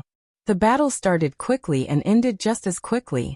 When it stabbed its evolved tail hook into the center of another eye of branched nest, the outcome of the battle was already decided. The rapidly spreading neurotoxin would destroy the opponent's weak willpower, and the blades and legs that lost control would scatter in all directions. Looking at the collapsing body of the eye of branched nest, It retracted its tail hook in satisfaction. It used to be like these pitiful creatures, collecting aimlessly and waiting for the mother of the nest to decide their fate. Now the latter had not changed much, but it had become the hunter of the nest eyes. Compared to its original appearance, its transformation could be said to be earth-shaking. Using the pheromone of some deep-sea fishes, it separated its eyes from its organs and attached them to its skin. At the same time, it evolved a shell filled with magic power around its ribs. This greatly improved its body's defense. Even if it encountered the detestable two-legged insect again, it would not be easily invaded. In addition, long-distance combat was obviously safer than close combat. Now, it could synthesize violent explosive elements in its body, which could be used to shoot gallstones and bone spears. Although it borrowed the structure of another low-level insect, it was much more effective overall. At least it did not rely on magic power when attacking, and it would not be disturbed by God's stone. In order to accommodate these organs, its entire body expanded more than 3 times, and ordinary blades could not do anything to it. Finally, it had a poisonous tail hook, which could not only give a fatal blow to a large target, but also preserve the intact body to obtain the pheromone. It was a weapon that killed many birds with one stone. Without a doubt, it could not be considered as the same kind of creature as the eyes of branch nest. In order to distinguish itself from its former self, it even learned from those insects and gave itself a name, Devour. Devour everything and evolve itself. And the eyes of branch nests scattered around the sea to collect pheromone were undoubtedly the most valuable prey. Next was the time to enjoy. Devour opened its shell, and countless tentacles surged out, slowly pulling the other into its body. At this moment, it suddenly felt an extremely strange fluctuation. The fluctuation was so great that it seemed as if the world was roaring at the same time. It looked at the sky. Apart from the dense dark clouds and the red moon hanging high in the sky, there seemed to be no change in the dome. However, in its eyes, the gray sky seemed to have set off ripples that continued to spread into the distance. A strong sense of uneasiness surrounded it. Whether it was the violent eruption of lava under the sea or the spontaneous tremors of the earth, they would all produce all kinds of fluctuations, but none of them were like what they were feeling now. It was too pure and full of rhythm, and that was why it was frightening. The ripples quickly dispersed into the sky. However, before Devour could recover from the shock, a familiar scent entered its body through its tentacles. This was an evolutionary command issued by the mother of the nest. Large amounts of orders were received by the central hub of the eyes of branch nest, and because of devouring, a new bridge was built. After losing contact with the main nest for so long, it did not expect to hear the call of the tribe again in this way. Not only that, but its body immediately identified the content of these pheromones and subconsciously wanted to execute them. No, it was no longer an ordinary nest eye. It was a unique entity. After spitting out the body of the eyes of branch nest, Devour rolled left and right to fight against the remaining instincts.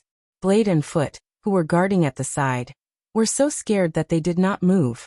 A few of them were directly smashed into meat paste by its sweeping tail hook, and the surrounding seawater also stirred up huge waves. Devour almost used all of its strength to control the impulse in its heart, and forcibly suppressed the inducement of change. After catching its breath, it hesitated again and again, and finally let Foot fish up the sunken nest eye. After all, if it knew the evolution direction of the tribe, it would no doubt be more convenient when hunting other nest eyes in the future. It carefully pierced its tentacles back into the nest eye's central hub, feeling the will of the main nest, and memorizing the instructions filled with pheromones one by one. However, the final result shocked him to no end. These instructions were a little too much. It should be known that evolution had always been a very serious matter. Any reconstruction could not be perfect in a single aspect, just like how flexibility was always the opposite of sturdiness, and high explosive meant low endurance. To achieve perfection, it could not be separated from the overall balance. It was precisely because of this that every time the main nest issued an evolutionary order, it would only make a decision after repeated analysis and screening, basically not more than 2 orders at a time, and the priority of the nest eyes was much higher than the secondary vassals. But this time, It read many evolutionary orders that affected both the nest eyes and the vassals at the same time.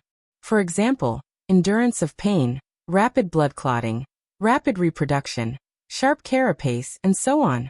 Some of the pheromones even came from the original fragments that had not been screened, which was completely different from what the mother of the nest had done before. Not only that, some of the orders even included the original beasts that provided the mutated pheromones, completely disregarding the consequences.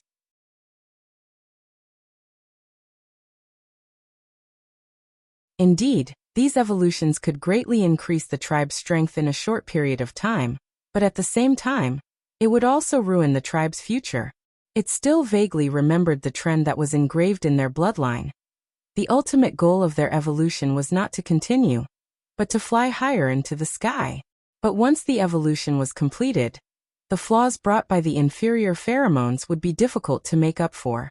And the price was a little too high. It could not understand the basis of the mother of the nest's decision. Fortunately, its fate had been completely separated from the tribe, and no matter what this change meant, it had nothing to do with it. After dissecting the nest eyes, Devour dived into the deep sea, and soon disappeared among the waves. Is it too late? The guardian stood by the calm sea, gazing into the distance to the north. Shallow waves crashed onto the shore of the island, producing a monotonous and gentle rustling sound. But she knew that this was probably the last piece of this sea. The distant horizon was dyed a thick layer of dark red, and from time to time, she could see the arcs formed by magic flickering, as if a huge storm cloud was slowly forming. Soon this bloody red cloud would reach the sky above the land of dawn, and become a part of the battle of destiny. And in another direction, a black wave rose from the surface of the sea. It stretched for hundreds of kilometers, like a moving reef. Under the guidance of the will of God, they would eventually converge. She had witnessed such a scene countless times. But this time, it would probably be the last time. Of course, it did not mean the end. For the entire world, it was nothing more than a new beginning. But that beginning was just another cycle of tens of millions of years, and the one watching over this place would no longer be her. She did not know if the little girl had successfully found her way back. She turned to look towards the south, and if only there was a chance to meet again in the future. Faster, she silently said in her heart. You're tuning in to the Limei's Wuxia Whispers YouTube channel. We're so grateful for your support, and don't forget to subscribe to join us on this incredible journey through captivating stories. Your generosity through donations truly makes a world of difference, as it's the primary source of revenue that allows me to expand and enhance this channel for you. Thank you from the bottom of my heart for being a part of this adventure.